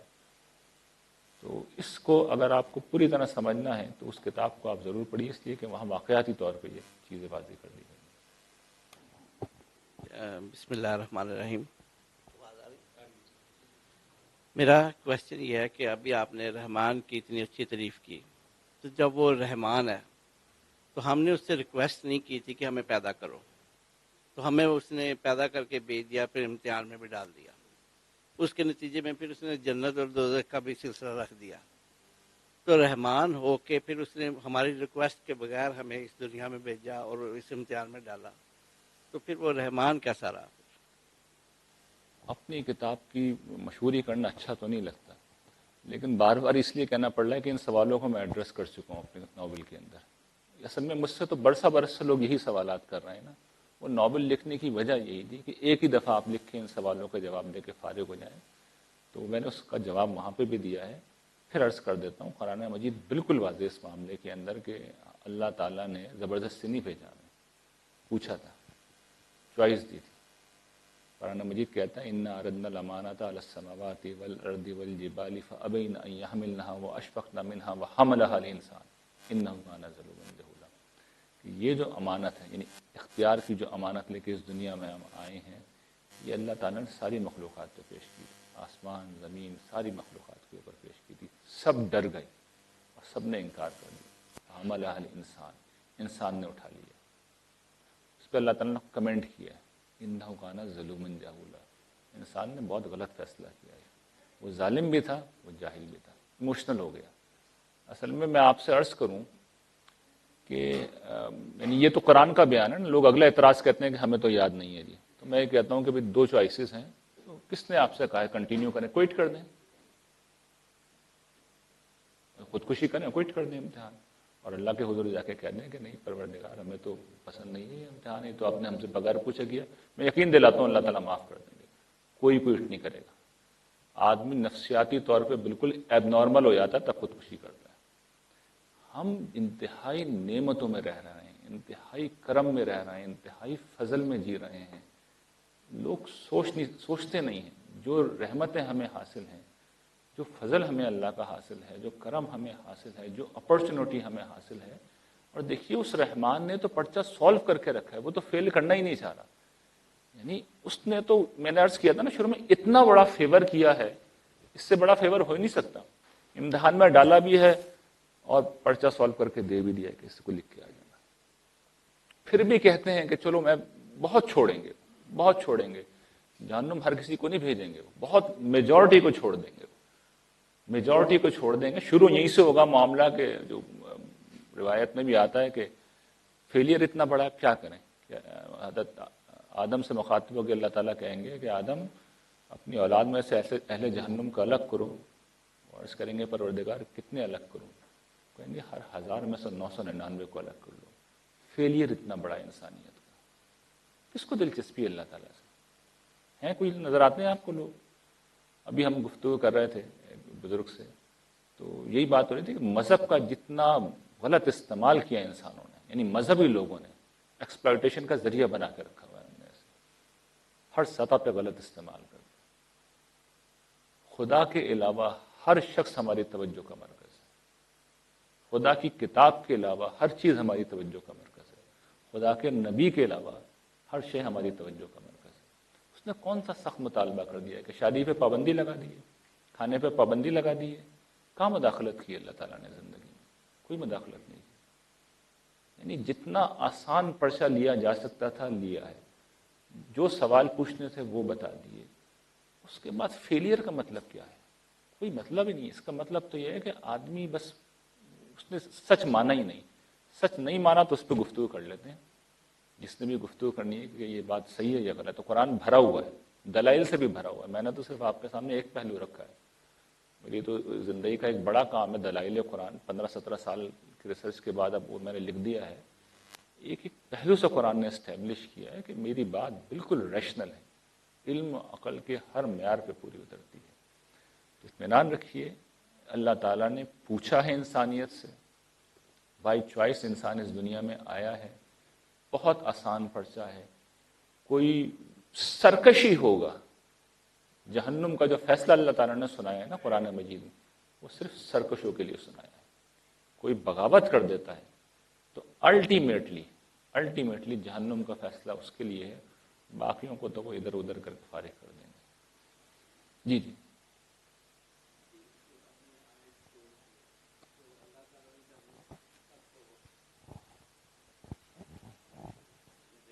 اللہ پاک نے جب وہ دیا سب کے سامنے وہ رکھا تو سب نے انکار کر دیا، کیونکہ امتحان بہت بڑا تھا۔ انسان کے سامنے رکھا تو اس کا جب اس نے ایکسیپٹ کیا، بجائے اپریشیٹ کرنے کے ٹائٹل اس کو دیا کہ تو جاہل نکلا۔ تو یہ کیا ٹائٹل دیا اللہ نے؟ نہیں، وہ باعتبار نتیجہ بیان کیا ہے، یعنی جاہل اس پہلو سے نہیں کہا اللہ تعالیٰ نے، وہ ہو سکتا ہے شاید بات میں اس طرح واضح نہیں کر سکا ہوں۔ انہ کان ظلوما جہولا، باعتبار نتیجہ کہا ہے۔ ظالم دیکھیے مطلب کیا ہوتا ہے، ظالم وہ شخص ہوتا ہے جو چیز کو اس کی صحیح جگہ پہ نہ رکھ سکے، یعنی انسان اس کو کیلکولیٹ نہیں کر سکا۔ انسان کے سامنے تو اس وقت جنت آئی ہوگی نا کہ یہ ملے گا ریوارڈ، وہ جنت آج بھی کسی کے سامنے رکھ دی جائے، آپ دیکھیے نا کہ وہ ہم دیکھتے ہیں کہ نوجوانوں کو جب عشق ہو جاتا ہے تو وہ کیا نہیں کرتے، یعنی کوئی خاتون پسند آ جائے، کوئی لڑکی پسند آئے، ہم نے اپنی زندگی میں کیا کچھ نہیں دیکھا، آپ نے بھی دیکھا ہوگا، لوگ گھر پسند آ جائے کیا کچھ نہیں کرتے، ادھر جنت تھی، پورا پیکج تھا، تو کود جاتے ہیں لوگ، آج بھی کودتے ہیں، اس دنیا میں کودتے ہیں لوگ۔ یہ آپ لوگ جو یہاں بیٹھے ہیں آپ کے خیال میں کیا کرنے آئے تھے یہاں پہ؟ کوئی آسان کام تھا یہاں آنا؟ چیلنج تھا نا، چیلنجنگ چیز تھی اپنے گھر کو چھوڑنا یہاں آنا، لیکن کچھ اپرچونٹیز نظر آ رہی تھی۔ انسان ہمیشہ سے یہ رسک لیتا رہا ہے، انسان نے وہ رسک بھی لے لیا۔ تبصرہ وہ یہی کر رہے ہیں کہ تمہیں اندازہ نہیں تھا کہ اس کے باقی لوگوں نے تو کیا کیا نا، وہ ڈر گئے، جس پہلو پر نظر نہیں رکھا کہ اس کا دوسرا نتیجہ بھی نکل سکتا ہے۔ اور جاہل جو دوسری بات ہے، جاہل اصل میں ظلومن جہولہ کے جو الفاظ ہیں، جاہل کا مطلب ایک تو وہ ہوتا ہے کہ جب اس کے مقابل میں آپ عالم کو رکھیں گے، علم کی ضد ہوتی ہے جہل، ایک ہوتی ہے یہ حلم کی بھی ضد ہوتی ہے کہ ایک شخص بہت ایموشنل ہو، اس کو بھی آپ کہیں گے کہ یہ یعنی یہ کوئی نیگیٹو چیز نہیں ہوتی، یہ اس معنی میں قرآن نے کہا ہے کہ انسان کیلکولیشن ٹھیک نہیں تھی انسانوں کی. اللہ تعالیٰ تو رزلٹ کو دیکھ رہے ہیں نا. اس وقت صورتحال دیکھ لیے کہ یہ منصوبہ یعنی جو کچھ میں نے عرض کیا ہے قیامت کے دن اللہ تعالیٰ خود بیان کر رہے ہوں گے، یہی بات تھی. اور پھر اندازہ کیجئے اس وقت دنیا میں 7 ارب لوگ موجود ہیں، کتنے لوگ واقف ہیں اس سے، اور جو واقف ہیں وہ بھی اس کے مطابق اپنی زندگیاں بدلنے کے لیے تیار ہیں. رات کو میں کہتا ہوں آپ لوگ جب اپنے گھروں میں بستروں پہ لیٹے ہوئے ہوں گے، آپ کو ایک لفظ بھی یاد نہیں رہے گا کہ ابو یحییٰ نے تقریر میں کیا کہا تھا. 4 دن بعد، ہو سکتا ہے آج کچھ اثر ہو رہا ہو، 4 دن بعد آپ کے اوپر کوئی اثر بھی نہیں رہے گا اس تقریر کا، سوائے اس کے کہ آپ یہاں سے ایک مضبوط فیصلہ کر کے اٹھیں کہ یہ خطرہ میں نہیں مول لے سکتا. کچھ یاد نہیں رہتا انسان کو اس وقت. تو آدمی جب سامنے ہوتا ہے تو تقریر کا بھی اثر ہوتا ہے. تو عاجز آدمی کی تقریر کا کوئی اثر ہو گیا تو اللہ تعالیٰ کے سامنے اور جنت کو دیکھ کے تو ہر شخص پہ اثر ہوا ہوگا. آنکھ اوجل پہاڑ اوجل کا جو محاورہ ہے نا ہمارے یہاں، یہ انسانوں کی نفسیات ہے، کچھ یاد نہیں رہتا. اسی لیے میں نے میلبورن میں بھی توجہ دلائی تھی لوگوں سے، یہاں بھی عرض کر رہا ہوں کہ خدا را یہ جو میری گفتگو ہے یہ کسی عالم محقق دانشور کی گفتگو نہیں ہے، یہ میرے پاس ایک امانت ہے جو میں نے آپ کو پہنچائی ہے. یہ زیادہ خوفناک ہے اپنے نتیجے کے اعتبار سے، اس لیے کہ اب آپ کا اللہ کے حضور ایکسکیوز ختم ہو گیا. ایک آدمی آخری ایکسکیوز دے سکتا تھا نا کہ پتہ ہی نہیں تھا. تو اللہ تعالیٰ کوئی سزا نہ بھی دیں، یعنی وہ تو بڑے کریم ہے نا، چلو سزا نہیں دے رہا، لیکن جنت آپ کو دکھائی جائے گی قیامت کے دن اور آپ کے سامنے آئے گی، اور اللہ تعالیٰ کہیں گے جہنم میں نہیں پھینک رہا، چلو میں تمہیں یہ جنت تم سے یہ نہیں دے رہا تمہیں. تو اپنا سر پیٹنے کا دل نہیں چاہے گا کہ کیا مس کر دیا ہم نے، جبکہ بات پوری معلوم تھی، کوئی ڈاؤٹ نہیں تھا، بات پوری طرح سمجھ میں آ گئی تھی. جہنم میں اللہ تعالیٰ فرض کر لیں نہ بھی پھینکے، تب بھی جنت کو دکھانے کے بعد وہ کہیں کہ یہ تمہیں چانس ملا تھا بالکل فری کے اندر، اور تم نے اپنی بے وقوفی میں اس کو چھوڑ دیا. تو جہنم کی سزا صرف یہی نہیں ہے کہ جہنم، جنت سے محرومی خود یہ بہت بڑی سزا ہے. اس کو بھی ہمیں ذہن میں رکھنا چاہیے. یہ بڑا اہم موقع ہے جو ہمیں ملا ہے، اس کی بڑی غیر معمولی اہمیت ہے. ہمارا تو کام بلکہ اس کے برعکس ہے، جو میرا خیال یہ کہ میں شاید سڈنی میں اگلی جو گفتگو کروں پبلک لیکچر، وہاں اس پہ توجہ دلاؤں کہ میری اور آپ کی ایک ایکسٹرا ذمہ داری لگائی گئی ہے. اس منصوبے سے انسانیت کو باخبر کرو. ہم نہ ادھر بتا رہے ہیں نہ خود کرتے ہیں. تو میں نے تو زندگی میں یہ سیکھا ہے کہ جو آدمی دوسروں کو بتانے لگتا ہے وہ دوسرے کچھ ہو نہ ہو اس آدمی کو بھلا ضرور ہو جاتا ہے. تو یہ اہتمام ہمیں کر لینا چاہیے. درخواست یہ ہے کہ یہاں سے آپ اٹھیں تو ایک فیصلہ کر کے اٹھیں. یہ زندگی میں ہمیں ایک ہی چانس ملا ہے، دوسرا نہیں ملے گا. اس کو چھوڑنا نہیں ہے کسی صورت میں، کسی صورت میں نہیں چھوڑنا.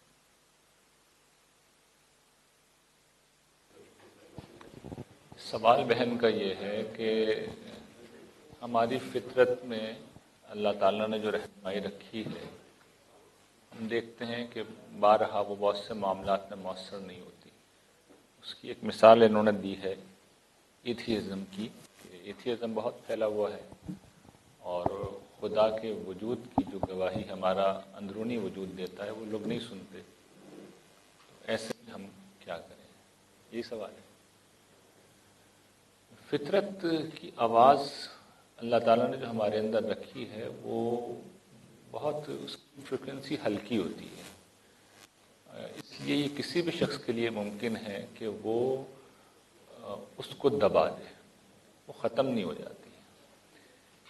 ایتھیزم میں بھی مسئلہ یوں نہیں ہوا کہ وہ آواز ختم ہو گئی ہے یا وجود باری تعالیٰ کی جو گواہی ہے وہ انسانی فطرت نے دینا بند کر دی. ایسا نہیں ہوا. 19ویں صدی میں یہ سمجھ لیا گیا تھا کہ خدا مر چکا ہے. وہ نعرہ لگا تھا بڑا مشہور، گاڈ از ڈیڈ.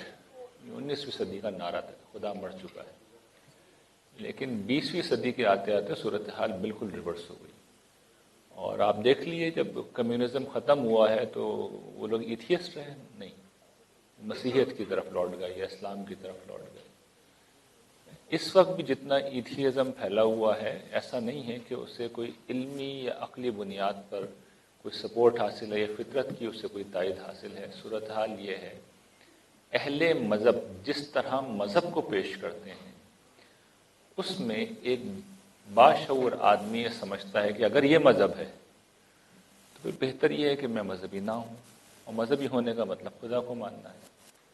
تو خدا کی ترجمانی جس طرح کی جاتی ہے، جس غلط طور پہ کی جاتی ہے، اصل میں یہ سبب بنا ہے انکار خدا کا۔ جو مغرب میں بغاوت ہوئی تھی وہ مذہب کے خلاف نہیں تھی، وہ چرچ کے خلاف بغاوت تھی، اور وہ بغاوت جب اپنے آخری سطح پہ پہنچی تو انکار خدا تک جا پہنچی۔ میں نے اس پہ لکھا ہے کئی جگہ پہ، اور یہ بات واضح کی ہے کہ دیکھیے جو بنیادی سوال ہے، اگر خدا نہیں ہے تو پھر ہم یہاں کیسے موجود ہیں، اور زندگی کیسے موجود ہے؟ زندگی کسی صورت میں، کسی قیمت پر، کسی حال میں اتفاق سے وجود میں نہیں آ سکتی۔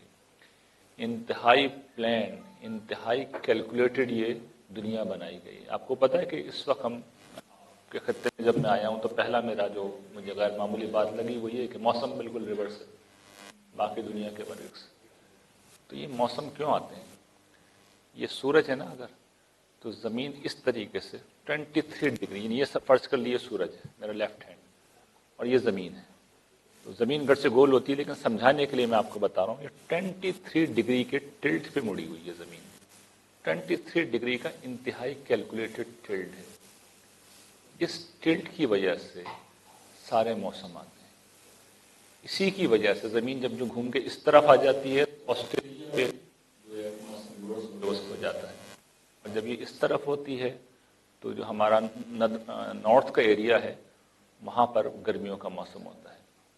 تو یہ ایک چیز ہے۔ زمین سورج سے کتنے ڈسٹینس پہ، یہ مثال کے طور پر دوسری چیز ہے، انتہائی کیلکولیٹڈ ڈسٹینس ہے۔ زمین کتنی دیر میں گھومتی ہے؟ 24 گھنٹے میں ایک چکر پورا کرتی ہے نا۔ زمین اگر فرض کرنا ساکن ہو جائے تو ایک ہی حصہ سورج کی طرف رہے گا، وہاں پر ٹیمپریچر بڑھتا چلا جائے گا، اور جو بالکل اپوزٹ سمت میں ہے وہاں رات رہے گی، وہاں ٹیمپریچر گرتا چلا جائے گا، تو وہ ٹھنڈ کی وجہ سے مر جائیں گے اور یہ لوگ گرمی کی وجہ سے مر جائیں گے۔ ایسے ہزاروں فیکٹرز میں آپ کو گنوا سکتا ہوں، کوئی 2 4 5 فیکٹرز نہیں ہیں، ہزاروں فیکٹرز ہیں۔ ایک منصوبہ ساز ہستی کے بغیر یہ ممکن ہی نہیں ہے کہ یہ کارخانہ اس طرح چل رہا ہو جس طرح اس وقت چل رہا ہے۔ تو اصل میں ایسا نہیں ہے کہ کوئی علمی عقلی طور پر خدا کے خلاف کوئی دلیل مل گئی ہے، کوئی دلیل نہیں ہے۔ جو تھی 19ویں صدی کے سائنس کی، وہ ایک ایک کر کے 20ویں صدی میں اللہ تعالیٰ نے ایسی سائنسی ایجادات دریافتیں ہوئیں کہ سب کے پرکھ چھوڑا دی۔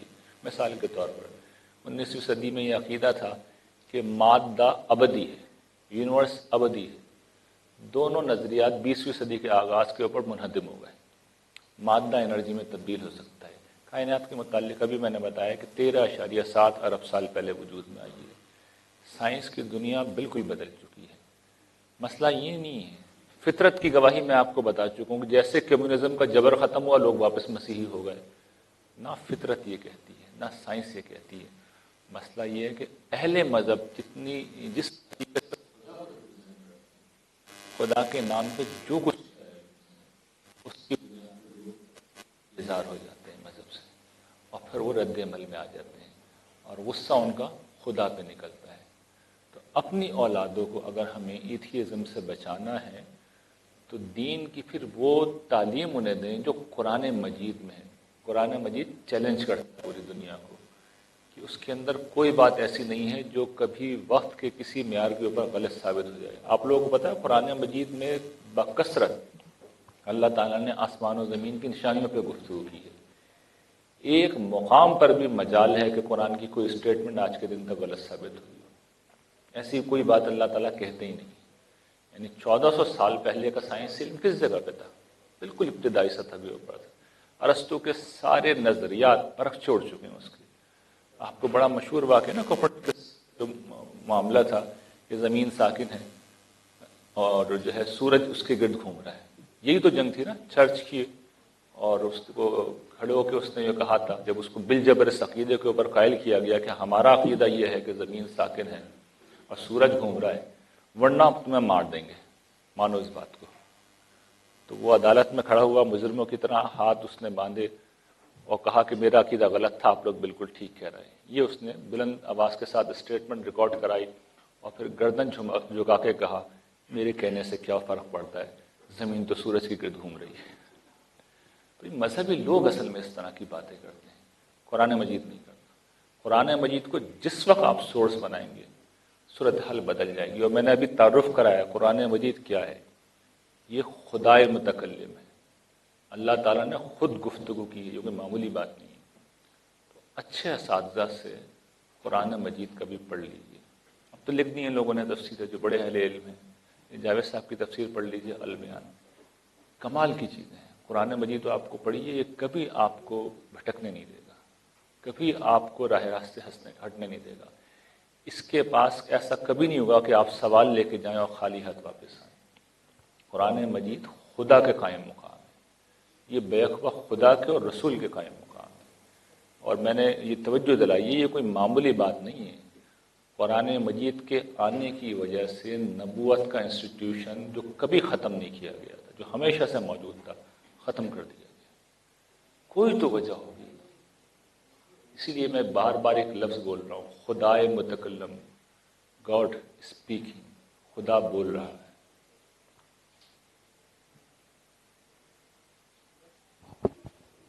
میرا نام شفیق ہے. آپ نے سورہ اعلیٰ کی آیت نمبر 14 پڑھی تھی، قد افلح من تزکا، بے شک وہ مراد پا گیا جو پاک ہو گیا. اس سے اگلی ایک آیت ہے وذکر اسم ربہ فصلی، اور جو اپنے رب کا ذکر کرتا رہا اور نماز پڑھتا رہا. نماز کی تو چلیں ہمیں پتہ ہے کیسے پڑھی جاتی ہے، اگر ذکر کا تھوڑا سا تشریح کر دیں گے تو زیادہ جی آسانی بڑا ہو جائے اچھا گی. آپ کا سوال ہے، بڑا اچھا آپ کا سوال ہے جی. اور بہت میں خوش ہوتا ہوں اس بات سے کہ لوگ سوال کریں. انہوں نے میرے پاس انڈیویجلی آ کے سوال کیا تھا، میں نے کہا تھا پبلک میں کریں تاکہ دوسرے لوگ بھی فائدہ اٹھائیں. دیکھیے ہمارے یہاں عام طور پر ذکر رب کا مطلب یہ سمجھا جاتا ہے کہ اللہ کے نام کی مالا جپو، ٹھیک ہے نا. یہ مطلب نہیں ہے اس کا، یہ مطلب نہیں ہے. اللہ کے نام کی مالا جپنا یہ مطلب نہیں ہے. اس کا مطلب کیا ہے؟ اپنے رب کو یاد کرو. یعنی اللہ تعالیٰ کا اسم کیوں بولا جاتا ہے؟ دیکھیے اللہ تعالیٰ کا، مثال کے طور پر میں یہاں آئے ہوں تو میری وائف کا میسج آیا کہ بیٹا آپ کا یاد کر رہا ہے آپ کو. اب میرا تو ایک نقشہ ہے نا، تو وہ مجھے یاد کر رہا ہے. اللہ تعالیٰ کی کوئی شکل و صورت تو نہیں ہے نا. اس کو جب بھی آپ ریفر کریں گے تو کس سے کریں گے؟ نام سے کریں گے. یعنی آپ کسی کو ریفر کرتے ہیں تو یا تو اس کی فزیکل اسٹرکچر ہوگا. میں یہ کہتا ہوں مجھے میری امی یاد آ رہی ہیں، تو میری ماں کا ایک چہرہ ہے، ٹھیک ہے نا. میرا بیٹا مجھے اگر یاد کرتا ہے تو میرا ایک چہرہ ہے. اللہ تعالیٰ کا تو کوئی ان معنوں میں کوئی چہرہ نہیں ہو، جسم سے پاک ہے. تو اللہ تعالیٰ جب یہ کہتے ہیں تو اسم سے مراد ہوتی ہے اس کی ہستی، اس کو یاد کرو. تو ہم جب اپنی ماں کو یاد کرتے ہیں، اپنے بیٹے کو یاد کرتے ہیں، تو اس میں اصل میں دل میں ایک خیال پیدا ہوتا ہے، ایک احساس، جذبہ پیدا ہوتا ہے محبت کا، تعلق کا. بعض اوقات یہ نام تک بھی جا پہنچتا ہے، یعنی بعض اوقات ہم اس کا نام بھی لے لیتے ہیں. تو اصلاً تو یہ شروع ہوتا ہے ایک احساس سے، جذبے سے. اس کے بعد پھر اس کی شکل یہ ہوتی ہے کہ ہم اس کا نام بھی زبان کے اوپر آ جاتا ہے. اور پھر اس کی ایک آخری شکل یہ ہوتی ہے کہ آدمی عملاً مثال کے طور پہ اللہ تعالیٰ کے سامنے سجدے میں گر جاتا ہے. تو یہ جو کیفیت ہے اس کو سمجھنا چاہیے کہ اصلاً یہ دل کی یاد کا نام ہے. آپ اللہ تعالیٰ کو فیل کرنے لگتے ہیں، اس سے ایک تعلق محسوس کرنے لگتے ہیں، پھر آپ اس کو یاد کرتے ہیں. مثال کے طور پر ابھی ہم نے کھانا کھایا ہے، تو ایک طریقہ تو یہ ہے کہ کھانا کھایا فارغ ہو گئے، بیٹھ گئے گپے مار رہے ہیں. ایک طریقہ یہ ہے کہ کھانا کھایا، پیٹ بھرا، ٹھیک ہے نا، ایک تکلیف تھی دور ہوئی. تو کس نے یہ تکلیف دور کی؟ کس نے دیا ہے؟ جس نے دیا ہے اس کو تھینک یو بھی نہیں کہنا چاہتے ہم. یہ کیسی ایل مینرڈ قسم کا بیہیویئر ہے. تو یہ یادیں لائی. کھانا کھایا, تھینک یو, اللہ تعالیٰ آپ کو شکریہ. تو میں اردو میں تھینک یو کہ انگریزی میں تھینک یو کہہ رہا ہوں, عربی میں کہیں گے تو الحمدللہ کہیں گے. یہ اللہ کی یاد ہے, کیفیت ہے جو الفاظ میں ڈھل گئی. اصل میں کیفیت ہے جو الفاظ میں ڈھل گئی. تھوڑا سا آؤٹ آف کانٹیکس ہے، یعنی جو ابھی آپ نے ذکر کیا سب کے حوالے سے، آج کل کے حالات کے حوالے سے ظاہر ہے آپ عالم دین بھی ہیں، کچھ نظر بھی آپ کی اس معاملات کی طرف ہے، اس پہ کچھ کیا کہیں گے؟ ساری دنیا تو یہ کہہ رہی ہے، ہم بھی مان رہے ہیں کہ دین بڑھ رہا ہے، اسلام اللہ کا نام لینے والے بڑھ رہے ہیں، مگر جو حالات ہیں آج دنیا کے اندر، جو مصیبتیں آئی ہوئی ہیں وہ دیندار لوگوں پہ آئی ہوئی ہیں جو اللہ کا نام لے رہے ہیں، اس حوالے سے آپ کی کیا رائے ہے، جو خاص کر بالخصوص سیریا کا جو معاملہ ہے؟ میری ہی شاید بدقسمتی ہے کہ میری رائے اس معاملے میں عام لوگوں سے بڑی مختلف ہے، اور میں نے اس رائے کو اپنی کتاب آخری جنگ میں بھی ریسنٹلی بہت تفصیل سے لکھا ہے اور بہت برا بھلا بھی سنا ہے. اس کے بعد میں نے جتنا کچھ قرآن مجید کو سمجھا ہے، میں پورے اطمینان کے ساتھ کہتا ہوں کہ مسلمان اس وقت عملاً ہائی ٹریزن کے مرتکب ہو رہے ہیں، غداری کے مرتکب ہو رہے ہیں. اور اللہ تعالیٰ سے جب کوئی غداری کرتا ہے تو اللہ تعالیٰ اسے عبرت کا نشان بنا دیتا ہے. یہ ان کی 4000 سال سے تاریخ رہی ہے. 4000 سال سے وہ حضرت ابراہیم کی اولاد کے ساتھ یہی کرتے آ رہے ہیں کہ ان کو انہوں نے یہ منصب دے رکھا ہے کہ نبوت اور رسالت کا سلسلہ اللہ تعالیٰ نے ایک موقع پہ موقوف کیا اور وہ گویا کہ ایک امت کو منتقل کیا، اور امت کی یہ ذمہ داری تھی کہ اب میرا میسج تم پہنچاؤ گے، یا تو تمہیں نبی لیڈ کرے گا یا قرآن لیڈ کرے گا. بنی اسرائیل کو نبی لیڈ کر رہے تھے، مسلمانوں کو قرآن لیڈ کر رہا ہے. بنی اسرائیل نے بھی جب اس حکم کے خلاف ورزی کی تو اللہ تعالیٰ نے قرآن مجید میں خود تبصرہ کیا. سورہ بنی اسرائیل نہیں سے شروع ہوئی ہے، اتنی مار لگائی. اللہ تعالیٰ کہتے ہیں ہم نے ان کی، اور جنہوں نے مار لگائی اللہ تعالیٰ کہتے ہیں وہ عباد لنا اولی باس شدید، ہم نے اپنے بندے بھیجے. یعنی جو مشرک ہیں، جو مارنے آئے، بخت نصر مارنے آیا تھا اور 6 لاکھ یہودیوں کو مار کے گیا تھا، ان کو کہہ رہے ہیں اللہ تعالیٰ کہ یہ ہمارے بندے تھے. یہودیوں کو نہیں کہہ رہے، ہمارے بندے تھے، ہم نے بھیجا تمہاری مار لگانے کے لیے. پھر دوسرا واقعہ ذکر کرتے ہیں جب ٹائٹس کے ہاتھوں، رومی جنرل ٹائٹس نے آ کے ان پہ حملہ کیا، اس میں بھی لاکھوں یہودیوں کو مارا گیا اور ان کی ہر لڑکیوں کو پکڑ کے اغوا کر کے وہ لوگ لے گئے.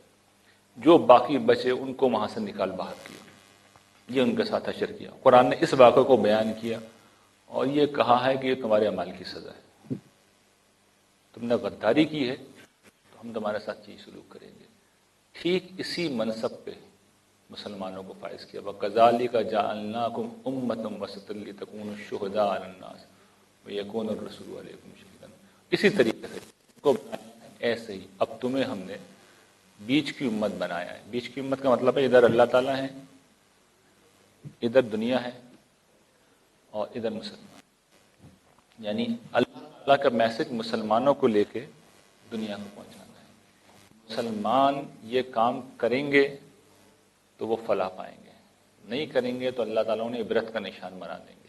اور جس طرح یہود میں بھی تاریخ میں ہم دیکھتے ہیں یہود کے ساتھ 2 دفعہ ایسا ہوا تھا، ایک بخت نصر کے ہاتھوں اور دوسری دفعہ ٹائٹس کے ہاتھوں. مسلمانوں کے ساتھ بھی تاریخ میں 2 دفعہ ہوا ہے. پہلا تاتاریوں کے ہاتھوں کروڑوں مسلمانوں کو قتل کر دیا گیا، اور پھر اس دور میں پچھلے 200 سال سے مسلمانوں کے ساتھ یہی ہو رہا ہے. مسلمان یہ بات نہ سمجھنے کے لیے تیار ہے نہ ماننے کے لیے تیار ہے. اس لیے میری رائے یہ ہے کہ مسلمانوں کو ابھی اور مار لگی ہے. جو شخص یہ بات اٹھ کے کہتا ہے مسلمانوں سے مارنے کے لیے تیار ہو جاتا ہے، حتیٰ کہ قتل کرنے کے لیے تیار ہو جاتے ہیں. ٹھیک اسی طریقے سے جس طرح یہودی اپنے نبیوں کو مارنے کے لیے، قتل کرنے کے لیے اور جلا کے لیے تیار ہو گئے تھے. لیکن اللہ تعالیٰ کا معاملہ نہیں بدلنا. اگر مسلمان باز نہیں آئے تو مسلمان اسی طریقے سے ایک کے بعد دوسری آفت کا شکار ہوتے رہیں گے. 200 سال سے آپ دیکھ لیجیے مسلمان سنبھلنے بھی نہیں پاتے، مسلمان سنبھلنے بھی نہیں پاتے کہ دوسرا مسئلہ آ کے کھڑا ہو جاتا ہے. پہلے یورپینز نے مارا، بہت مارا، سارے ملکوں کو ان کے ختم کر لیا، یعنی فرانس تھا، اس میں ہالینڈ تھا، اس میں برطانیہ تھا، ان سے ذرا پٹائی کم ہوئی تو روس نے قبضہ کر لیا، روس کی گیا تو امریکہ مسلط ہو گیا. تو میں نے ایک آرٹیکل لکھا تھا ایک زمانے میں، اس میں ظاہر ہے کہ بہت گالیاں پڑی اور میں نے کہا تھا کہ 22ویں صدی ہے، اور 22ویں صدی میں نے بیان کیا تھا کہ یہی سب کچھ ہوگا اب چائنیز کر رہے ہوں گے. تو اطمینان رکھیے، امریکہ چلا جائے گا تو مسلمانوں کی حالت کوئی اچھی نہیں ہوگی، اس کے بعد چین یہی سب کچھ کر رہا ہوگا. تو مسلمانوں کو بجائے اس کے کہ ہم اللہ تعالیٰ سے کوئی شکایت کریں یا کسی کی سازش کے بارے میں کوئی ذکر کریں، اس سنت کو سمجھنا چاہیے، قرآن مجید کے فیصلوں کو سمجھنا چاہیے. بنی اسرائیل کے واقعات مسلمانوں کی کتاب میں کیوں لکھ دیا اللہ تعالیٰ نے؟ یہ بنی اسرائیل کے جو واقعات ہیں یہ کس کو پڑھنے ہیں؟ یہودیوں کو پڑھنے ہیں، ہمیں پڑھنے ہیں؟ ہم پڑھتے ہیں، مطلب ایڈریس ہمیں کیا انہوں نے، تم پڑھو. قرآن شروع یہیں سے ہوتا ہے، سورہ بقرہ یہودیوں کا ذکر ہے. ہم نے تمہیں ساری دنیا کے اوپر فضیلت دی، اور دیکھو تم نے جب کبھی خلاف تم نے تمہارا کیا حشر کیا. تو جس ذمہ داری کو ہم نے اٹھا ہے وہ معمولی ذمہ داری نہیں ہے. آج کے علماء کرام اس پہ عمل یعنی اس کے لیے کچھ کر رہے ہیں یا یہ فیول پیدا کر رہے ہیں کہ اور ڈیوائیڈ ہو یہ قوم؟ یعنی جو ہمارے یہاں مشکلات آ رہی ہیں تو علماء کرام اپنا رول پلے کیوں نہیں کر پا رہے؟ یہ اصل بات یہ ہے کہ کوئی بھی ہو، عالم ہو یا عامی ہو، رول تبھی پلے ہو سکتا ہے جب قرآن مجید کو محور و مرکز بنایا جائے گا. قرآن مجید کے متعلق میں بار بار کہہ رہا ہوں، یہ خدائے متکلم ہے، اسپیکنگ گاڈ ہے. اور قیامت کے دن دیکھیے یہی چیز حجت بنائیں گے اللہ تعالیٰ کہ میں نے تو لکھ کے دے رکھا تھا تمہیں میں کیا چاہتا ہوں، اپنا ایکسکیوز بتا دو کیا ہے. کوئی ہوگا میرے پاس؟ جس فرد کے پاس کوئی ایکسکیوز نہیں بچے گا، اس طریقے سے قومی طور پہ بھی کوئی ایکسکیوز کسی کے پاس نہیں ہوگا. بھائی کیا کیا جا سکتا ہے اس کے بارے میں؟ آپ کو لکھ کے دے دیا گیا ہے کہ یہ کرو. یہ آیت پڑھیے، وَكَذَلِكَ جَعَلْنَاكُمْ أُمَّةً وَسَطًا لِتَكُونُوا شُهَدَاءَ عَلَى النَّاسِ وَيَكُونَ الرَّسُولُ عَلَيْكُمْ شَهِيدًا. یہ کام ہے مسلمانوں کا. صحابہ کرام کو یہ دیا گیا تھا پہلی دفعہ، صحابہ کرام نے اسے آخری درجے میں پورا کیا ہے. تباً اب یہ ذمہ داری ہے کہ ان لوگوں کے اوپر صحابہ کا نام لیتے ہیں. اور میں آسان راستہ بتاتا ہوں، انسان یہ نہیں کر سکتے تو بہت آسان کا نام لینا چاہتے ہیں. اللہ باقی انسانیت کی طرح ٹریٹ کریں گے، پھر عبرت کا نشان نہیں بنائیں گے، پھر جو کرنا ہوگا آخرت میں کریں گے. دنیا میں آپ خدا کے نام پہ کھڑے ہو کر ہائی ٹریزن کیسے کر سکتے ہیں؟ یعنی آپ نے کیا سمجھ رکھا ہے اللہ تعالیٰ کو؟ مردہ ہیں معاذ اللہ، سو رہے ہیں کہیں پہ معاذ اللہ، وہ دیکھ رہے ہیں سب. آپ اللہ کا نام لیتے ہیں اور کھڑے ہو کے کہتے ہیں کہ ہم اللہ کی نمائندگی کر رہے ہیں. غلط نمائندگی کریں گے تو اللہ تعالیٰ، آپ شہادت نہیں دیں گے نا زبان سے، تو وہ آپ کے وجود سے شہادت دلوائیں گے کہ دیکھو میں غداروں کے ساتھ یہ کرتا ہوں. اور مڈل ایسٹ میں زیادہ اس لیے آ رہا ہے کہ وہ کور ہے مسلمانوں کا، وہ انبیاء کی اولاد ہے، وہ بنی اسماعیل ہیں، وہ حضور کے اپنے نسب کے لوگ ہیں، وہ کور ہیں. اس لیے ان کو تو سب سے زیادہ پڑتی ہے، جب بھی پڑتی ہے انہی کو پڑتی ہے. باقی ان کو پڑتی ہے جو بہت زیادہ مذہبی بنتے ہیں، یعنی جیسے ہم پاکستان کے مسلمان.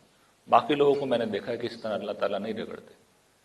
یا تو آپ بنی اسرائیل سے آپ کا تعلق ہو، بنی اسماعیل سے تعلق ہو، یا آپ بہت زیادہ مذہبی بننے لگیں، خدا کے نام پہ معاشرے میں کھڑے ہو جائیں، دنیا میں کھڑے ہو جائیں. جس وقت آپ خدا کے نام پہ کھڑے ہو جائیں گے تو آپ بتا رہے ہیں نا کہ ہم خدا کی طرف بلا رہے ہیں، اور پھر آپ غلط گائیڈ کریں گے تو عبرت کا نشان بنا دیا جائے گا. اور اللہ تعالیٰ اس طرح پروف دے رہے ہیں، جو بہن نے سوال کیا تھا کہ میں ہوں، یعنی اس سے بڑھ کر اور ثبوت کیا دیا جائے گا؟ میں نے کہا تھا نا میں یہ کروں گا، دیکھو میں کر رہا ہوں.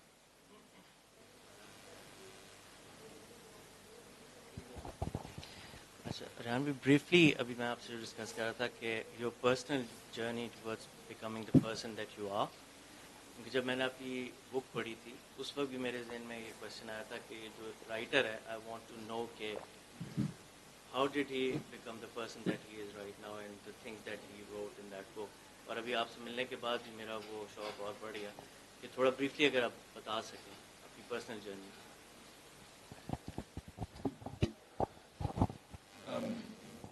میرا پرسنل جرنی جو ہے وہ میں اس کو اس طرح بیان کرتا ہوں کہ میں نے قرآن مجید کو اس پہلو سے سچا پایا ہے کہ قرآن مجید میں اللہ تعالیٰ کہتے ہیں وَالَّذِينَ جَاهَدُوا فِينَا لَنَهْدِيَنَّهُمْ سُبُلَنَا، جو لوگ ہماری راہ میں جد و جہد کریں گے ہم بالیقین انہیں اپنی راہیں دکھائیں گے۔ یہ وعدہ کر رکھا ہے اللہ تعالیٰ نے قرآن کریم کے اندر، یہ الفاظ ہیں اللہ تعالیٰ کے، جو لوگ ہماری راہ میں جد و جہد کریں گے، یعنی دیوانہ وار اپنے آپ کو لگا دیں گے، ایسا کبھی نہیں ہو سکتا کہ ہم انہیں بھٹکنے دیں، ہم ہر حال میں انہیں بچائیں گے۔ میں نے جہاں سے سفر شروع کیا تھا وہ ایک مذہبی انسان کے طور پہ کیا تھا، لیکن اس مذہب میں جب آدمی کوئی ڈیپتھ میں جاتا ہے تو اس کے سامنے مسئلہ یہ آ جاتا ہے کہ مسلمان مذہب کے نام پہ اصل میں مختلف فرقوں میں بٹے ہوئے ہیں، اور سارے مذہبی لوگ ایک دوسرے کو گمراہ کہتے ہیں، یعنی سب ایک دوسرے کو گمراہ بھی کہہ رہے ہوتے ہیں۔ تو آدمی میں اگر ریشنل تھنکنگ ہو تو آدمی کس نتیجے پہ پہنچتا ہے؟ مطلب یہ سبھی گمراہ ہیں، یعنی ایک نے دوسرے کی خامیاں بیان کی، دوسرے نے پہلے کی بیان کی، تو دونوں کی کمزوریاں آپ کو پتہ چل گئی، نتیجہ یہ نکلتا ہے کہ دونوں کے دونوں ہی گمراہ ہیں۔ تو میں کم و بیش اس نتیجے پہ ایک زمانے میں پہنچا، اور پھر مجھے ایتھیزم، کارل ساگان میرا بڑا فیوریٹ ایک فلاسفر دانشور ہے مغرب کا، اس کی بڑی مشہور ڈاکیومنٹری آپ لوگوں نے شاید دیکھی ہو، کاسموس، ایک زمانے میں میرے بچپن میں وہ ٹی وی پہ آتی تھی، کئی دفعہ وہ آئی مختلف برسوں میں، اس نے مجھے ابزارو کر دیا، اور اس نے بڑی خوبی سے اس میں ایتھیزم کا مقدمہ پیش کیا تھا، یعنی انکار خدا کا مقدمہ، کائنات کا تعارف کرایا تھا اس نے، لیکن بڑی خوبصورتی سے اس نے اسٹیبلش کیا تھا، اور دیانتداری کے ساتھ، یہ کائنات تو ایسے چل رہی ہے اور اسی طرح چلتی رہے گی، اور بڑا میرے نزدیک رسپیکٹیبل آدمی، آج بھی میں بڑا اس کا عزت سے ذکر کرتا ہوں۔ برٹرنڈ رسل کی جو حیثیت تھی، یعنی بہت بڑی حیثیت تھی، برٹرنڈ رسل تو 20ویں صدی کا سب سے بڑا ایتھیسٹ فلاسفر تھا، اس کے بعد اس کی ٹریڈیشن کو کارل ساگان نے، وہ ایک بہت بڑا سائنسدان بھی تھا، آگے اس نے بڑھایا، تو اس سے متاثر ہو کے مجھے خود مذہب اسلام پہ سوالات پیدا ہو گئے تھے، خدا کے یعنی وجود کے اوپر۔ تو اس زمانے میں پھر میں نے یہ ایک اصولی اور سنجیدہ فیصلہ کیا تھا کہ مجھے اپنی جو فارمل ایجوکیشن ہے وہ ترک کرنی ہے، یعنی میں اس وقت کراچی کا جو سب سے بڑا کالج تھا جہاں عام طور پہ پوزیشن ہولڈرز ہی داخل ہوتے تھے، آدم جی کالج، آپ میں سے اگر کوئی کراچی سے ہے تو وہ جانتا ہے کہ آدم جی کالج جو ہے وہ ایلیٹ کا کالج تھا، تو میں اس کا اسٹوڈنٹ تھا، اور میڈیکل میری لائن تھی، بننا بھی ڈاکٹر ہی چاہتا تھا میں، تو وہ پھر چھوڑا اور پھر میں نے پڑھنا شروع کیا۔ پڑھنے کا ویسے شوق تو شروع سے تھا، لیکن پھر میں نے اس پہلو کو پڑھا۔ میری خوش قسمتی تھی، یہ میری بہت بڑی خوش قسمتی تھی کہ میں قرآن مجید سے براہ راست واقف تھا تو میں مذہبی آدمی، تو میں نے پہلے اور بہت سادہ سا راستہ میں نے اختیار کیا تھا، بہت سادہ راستہ، اور وہ میرے خیال میں اتنا سادہ ہے کہ اس سے زیادہ سادہ کچھ ہو نہیں سکتا۔ وہ یہ ہے کہ اللہ تعالیٰ اگر ہیں، اور جیسا کہ قرآن انہیں بیان کرتا، قرآن سے میں واقف تھا، یعنی قرآن کو میں نے پڑھ رکھا تھا، ایسا تو نہیں تھا کہ واقف نہیں تھا، تو وہ اپنا تعارف وہی کراتے ہیں نا جو ابھی میں نے آیتیں پڑھی ہیں کہ زندہ ہیں، سب سن رہا ہے، سب دیکھ رہا ہے، یہی آیتیں پڑھی ہیں نا ابھی میں نے، تو جو سن رہا ہے، جو دیکھ رہا ہے، جسے سینے کا حال بھی معلوم ہو جاتا ہے، آپ اسے پکاریں گے تو اسے جواب دینا چاہیے یا نہیں دینا چاہیے؟ آپ لوگوں سے پوچھوں، دینا چاہیے یا نہیں دینا چاہیے؟ دینا چاہیے۔ اچھا، وہ خود کہتا ہے ادعونی استجب لکم، مجھے پکارو میں جواب دوں گا۔ تو میں نے یہاں سے سفر شروع کیا تھا کہ اللہ تعالیٰ سے ایک مستقل دعا شروع کی تھی۔ اس کے بعد پھر وہ ہوا جو میں عرض کر رہا ہوں کہ میں نے دیکھا اللہ تعالیٰ اتر کے نیچے آئے ہیں اور انگلی پکڑ کے مجھے، یعنی 10 راہیں ہوتی ہیں نا، آدمی ساری زندگی بھٹکتا، پھر ایک سے بڑھ کر ایک بڑا عالم دانشور موجود ہے، آپ کے سامنے ایسی لفاظی کرے گا کہ عام آدمی تو بالکل گھوم کے رہ جائے کہ یار کس کی بات صحیح ہے کس کی غلط ہے، یا تو سبھی ٹھیک لگ رہے ہوتے ہیں، لیکن میں آپ کو اصل راستہ بتا رہا ہوں۔ آپ اللہ تعالیٰ کو پکارنا شروع کر دیں کسی بھی معاملے میں، تو اللہ تعالیٰ آپ کو ثابت کر کے دکھائیں گے کہ وہ موجود ہے۔ یہ ہو ہی نہیں سکتا کہ وہ کر کے دکھائیں، وہ ہر حال میں آپ کو کر کے دکھائیں گے۔ ہدایت کے معاملے میں ایک شرط ہے کہ آپ اپنے سینے کو تعصب سے خالی کریں۔ یہ نہیں ہو سکتا کہ آپ اپنی کنڈیشنز لگائیں، یہ اگر بات ہے تو میں مانوں گا ورنہ نہیں مانوں گا میں، یا میں نے یہ رائے قائم کر لی ہے، یہ میں نے سمجھ لیا ہے، اس کے اکارڈنگلی کوئی بات آئے گی تو میں مانوں گا، ادروائز نہیں مانوں گا. یہ نہیں ہو سکتا. پھر آپ اللہ تعالیٰ کو کہیں نہیں پائیں گے. آپ کو جو پری کنڈیشن ہے جو پوری کرنی پڑے گی وہ یہ کہ اپنے سینے کو ہر تعصب سے خالی کرنا پڑے گا. اس جگہ پہ اگر آپ کھڑے ہوئے ہیں تو پھر اللہ تعالیٰ آپ کو کہیں جانے نہیں دیں گے، کہیں نہیں جانے دیں گے. اور دوسری بات جس کا تعلق عام لوگوں سے ہے کہ آدمی دنیا اگر اللہ تعالیٰ سے مانگے تو وہاں پہ بھی اللہ تعالیٰ ہر حال میں سنتے ہیں، لیکن وہاں پہ بھی اپنی کنڈیشنز نہیں لگانی چاہیے. یعنی آپ چاہے آپ کچھ ایک خاتون سے شادی کی درخواست ہی کر رہے ہوں، یعنی اتنی زیادہ دنیوی بات چاہے اللہ تعالیٰ سے کر رہے ہوں، وہ ہر حال میں سنیں گے اس بات کو. آپ کے لیے کوئی بہتر قسم کا معاملہ ہی کر دیں گے، کنڈیشنز میں سیٹ کریں، بہتر ہوگی آپ کے لیے ہمیشہ. تو یہ دوسری بات، چونکہ لوگ اللہ تعالیٰ سے ہدایت تو نہیں مانگتے، زیادہ تر یہ دوسری باتیں مانگتے ہیں، اس لیے میں نے اس دوسری بات کی وضاحت کر دی. توجہ صرف یہ دلا رہا ہوں کہ اللہ تعالیٰ سے زیادہ زندہ آپ کسی کو نہیں پائیں گے، کسی کو نہیں پائیں گے. اس سے زیادہ جواب دینے والا کسی کو نہیں پائیں گے. وہ فوراً جواب نہیں دیتا، یعنی فوراً جواب دیتا ہے، ہم تک رسپانس آنے میں تھوڑا سا ٹائم لگتا ہے. کیوں؟ فوراً جواب آئے گا تو اصل میں پردہ اڑ جائے گا، پھر امتحان ختم ہو جائے گا. تو جواب تھوڑا بعد میں، اس کا انتظار کر لینا چاہیے. تو یہی اصل سفر ہے. یعنی میں ہمیشہ یہ کہتا ہوں کہ اس طرح کی بات میں اس لیے کرتا ہوں کہ لوگ اللہ تعالیٰ سے متعارف ہو جائیں. میری کوئی حیثیت نہیں ہے. وہ آپ اللہ تعالیٰ کے ساتھ یہ کریں گے، وہ آپ کو بھی وہاں پہنچا دیں گے جہاں پہنچنا چاہ رہے ہیں. اہم اللہ تعالیٰ کی حیثیت.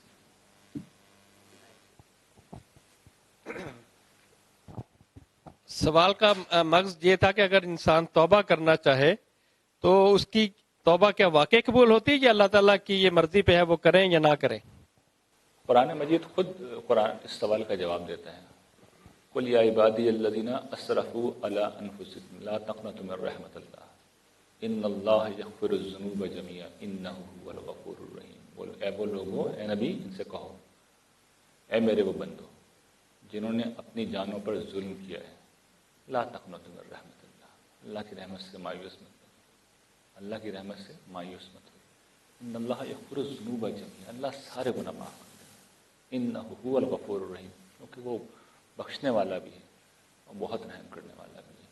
تو اللہ کے حضور جب بھی جائیں، بھئی ہم کیا توقع کرتے ہیں؟ مجھ سے اگر کوئی غلطی ہوئی ہے، میں آپ کے پاس آ کے کہوں گا کہ مجھ سے فلاں غلطی ہوئی ہے، آپ معاف کر دیں. فرض کر لیں آپ بہت ناراض ہیں، آپ روٹ گئے، نہیں سن رہے، میں نے آپ کے ہاتھ پکڑ لیے، آپ پھر بھی نہیں سن رہے، میں نے اس کے بعد آپ کے پاؤں پکڑ لیے.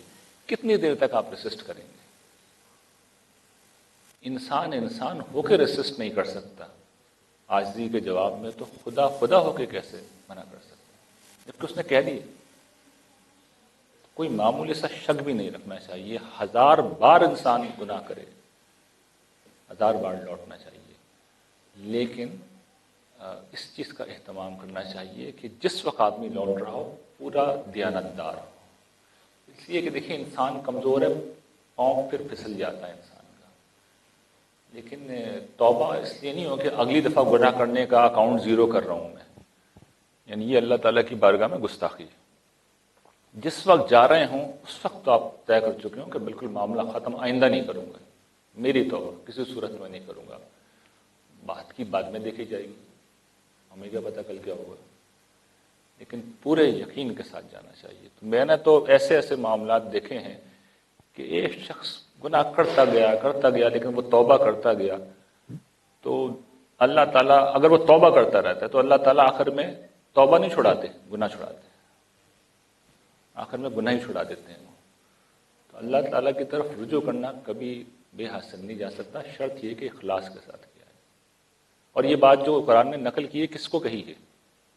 سورہ زمر کی آیت ہے، کفار کے بارے میں کہی ہے، جو حضور کو مار پیٹ رہے تھے، جو مسلمانوں کو مار رہے تھے، جو کفر اور شرک کا ارتکاب کر رہے تھے، ان کو اتنے محبت سے مخاطب کیا ہے. قل یا عبادی الذین اسرفوا علی انفسہم لا تقنطوا من رحمت اللہ.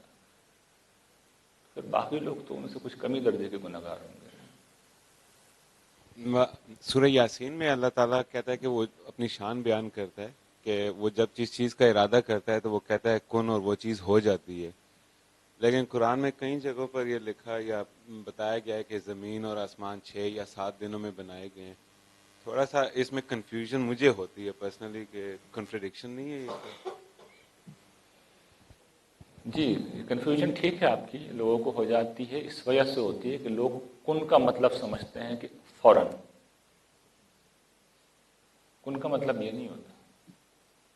کن کا مطلب یہ ہوتا ہے کہ ہو جا، تو وہ فیصلہ ہو جاتا ہے. دیکھیے اللہ تعالیٰ بادشاہ ہیں، وہ جس کو کوئی فیصلہ کر دیتے ہیں نا تو ہو ہی جاتا ہے، لیکن اس کا ایک ظہور ہونے میں وقت لگتا ہے. اس کے لیے انہوں نے دنیا کو چونکہ قوانین پہ بنا رکھی ہے، مادی قوانین پہ بنا رکھی ہے، تو پھر وہ مادی قوانین کو عام حالات میں ان کی پیروی کرتے ہیں، یعنی اس کے مطابق یہ معاملہ ہوتا ہے. کسی انسان کو جب اس دنیا میں پیدا ہونا ہوتا ہے تو اس کے ہونے کا فیصلہ ہو جاتا ہے، آتا وہ 9 مہینے بعد ہی ہے. تو کن کا مطلب فوراً نہیں ہے، کن قطعیت کا اظہار ہے کہ ہو جاتا ہے، کوئی روک نہیں سکتا، پھر اسے روک کوئی نہیں سکتا. یہ قطعیت کا اظہار ہے، فوراً ہونے کا یا فیصلہ جو ہے ابھی ہونے کا اور ظہور ابھی ہونے کا، اس کا اظہار نہیں. ہم اصل میں کرتے کیا، کن کا مطلب کہتے ہیں ابھی، کن کا مطلب ابھی نہیں ہوتا. ہو گیا وقت، تو دعا کر لیں. اللهم صل على سيدنا محمد وعلى آل سيدنا محمد عبدك ورسولك النبي الأمي بعدد أنفاس الخلائق صلاة دائمة بدوام خلق الله.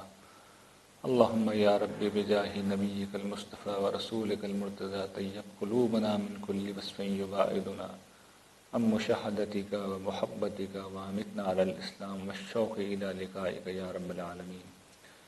پروردگار ہمارا یہاں جمع ہونا اور اپنا ذکر کرنا اپنی بارگاہ میں قبول و منظور فرما. پروردگار جو بات صحیح زبان سے نکلی ہے اسے ہمارے قلوب میں راسخ فرما، جو بات غلط نکلی ہے اسے معاف فرما اور اسے ہمارے دلوں سے محو فرما. پروردگار جو بھائی بہن یہاں موجود ہیں ان کی دنیا آخرت کے سارے مسائل کو حل فرما، ان کی پریشانیوں کو دور فرما. ہمیں اپنے دین کا علم حاصل کرنے والا بنا، اس پر عمل کرنے والا بنا، اسے پھیلانے والا بنا. نصرت دین کے کام میں جو بھائی یہاں پہ بہنیں شریک ہیں، پروردگار ان کے علم و عمل میں، ان کے رزق میں خاص طور پر ترقی و برکت عطا فرما. ہم سب کو بھی آگے بڑھ کر اس کام میں اپنا حصہ ڈالنے والا بنا. وصلی اللہ تعالی علی خیر خلقہ سیدنا محمد و آلہ و صحبہ اجمعین برحمتہ.